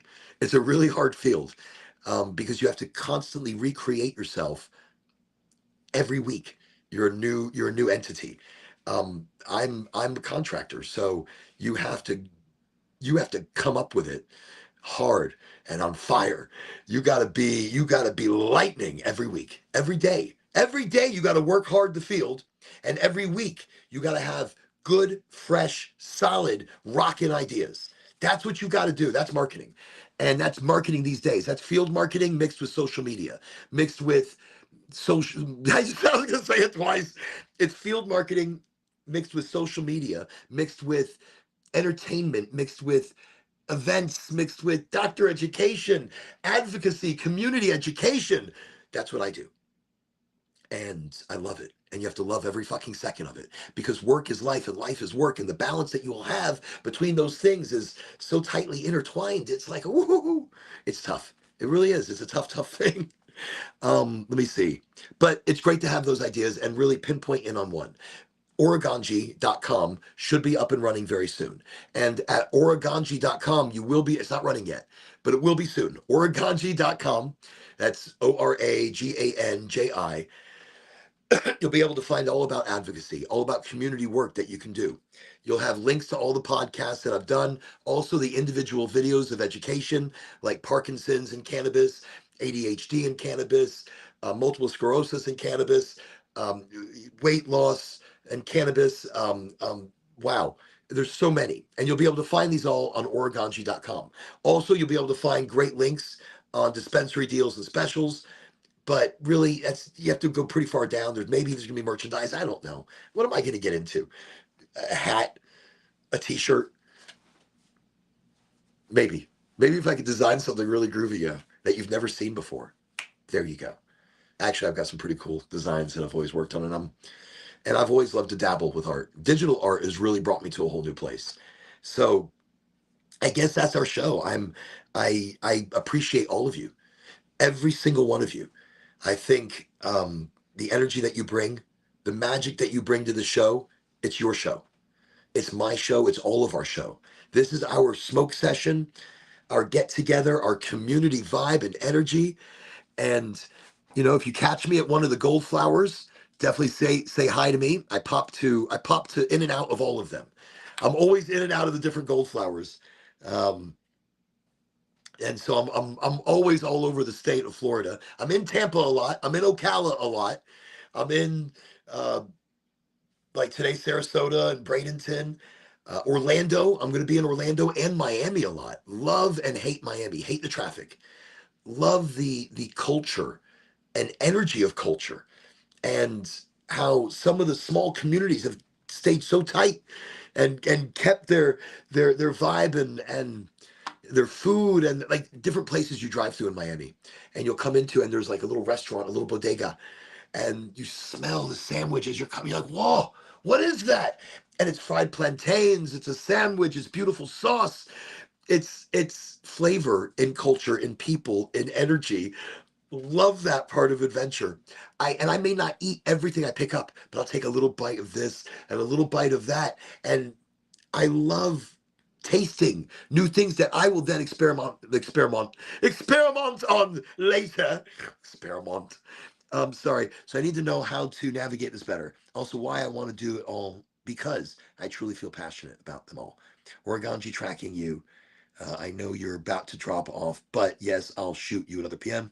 Thank you so much for all you do. Thank you. And I can help in any way, and where I can help in any way. I'm here for it. Awesome. Would love to meet your amazing wife as well. Fantastic. See, there we go. That's beautiful energy. That's community. That's people wanting and doing more. And same here. Definitely direct message. Let's make our community bigger. And I think that's bigger. That's amazing. That gives the opportunity to reach, to teach, to preach, break the stigma. I don't make me start rapping all of a sudden. I got some cannabis raps out there. I didn't say they were good. Did not say they were good, but I have some out there. And it's hard for me to remember them because maybe I smoke too much. I'm going to try and get their person tomorrow. I tried to set up a profile tonight. It wouldn't save. Understandable. That's just what it is sometimes. Need to make one in Pensacola. But right now, with all the energies coming from the sun, weird shit's happening to computers. So don't hold it against anybody's site, because right now, information transfer, sun particles, the corona mass ejection of 7 and then 9 are hitting us this weekend. So understand that our energies are going to feel weird. Our personal energy, our understanding, we might be a little foggy sometimes. So give yourself some extra time to assimilate the world around you. I think this has been a fantastic shared your show, my friend. Thank you so much. I appreciate that. Thank you for sharing me. And I never asked for it, but if you like to share me, share me. If you like to follow me, follow me. If you'd like to learn more, come learn more. LinkedIn is like my main place where I push out most of my goodies. and where I have a lot of my education and a lot of my articles. So it's Oran, Oran, Allen, Allen. And of course, look at this mug. Right. Did you picture that? Wait, do it again. I feel like Mr. Bean sometimes. I'm like the Mr. Bean of cannabis in my head. Yeah. Well, it's not so bad. Except I talk a lot and he doesn't talk. All right, so nothing alike. But catch me on LinkedIn or Facebook that way. Also, you can find me as Oraganji on YouTube and on InstaChacha. I am 0420X. And on the Twitch, I don't know what I am. Don't know what I am on the Twitch. I know I'm there. People find me. They talk to me all the time from the Twitch, but I don't know what I am on Twitch. But Twitch. So I'm there. And whatever it might be, it's what it might be. Do I have enough to be able to still smoke part of this? I think I do. So, anyways, you can find me in all these places. You can follow if you like, share if you like. That's up to you. I appreciate you. Thank you. Thank you all. Okay, let me see. Let me know how amazing it is. If you can take pictures, do it. Wait, I shared. Oh, yeah. It was like it just means I got to go in person. Also, we have opportunities where you can come meet the grower. I'm talking about Goldflower now. Goldflower Cannabis, a cannabis provider, medical provider here in the state of Florida. And I love them. They're organic, they're hand trimmed, they're living soil, they're hash geniuses, they're concentrate geniuses. Troy is a flower genius. He does beautiful things with the flower. Troy, thank you, by the way. If you ever see these podcasts, you are very appreciated and thought of as a great grower. I hold you in very high regard. I do. You've really done well on a commercial level, and bravo. Okay, for real. I smoke your shit. It's fantastic. So all that being said, I don't know what I was going to say, but just definitely go check out Goldflower, and I don't know what else I was going to say. My brain went blah blah blah. You all have an amazing night and have an amazing weekend. Have an amazing week. Be energetic. Be you. Be everything. Don't hold yourself back. Don't hold your energy back. Don't hold your intelligence back. Don't hold your personality back. Now, if you're not a person that's normally extra, don't be extra. Don't over try things. Don't over push yourself. Be authentic and be you. Don't over try if something's not working. Kick back a little bit. Let the universe take hold a little bit. Hugs and drugs. That's right. And peace to all.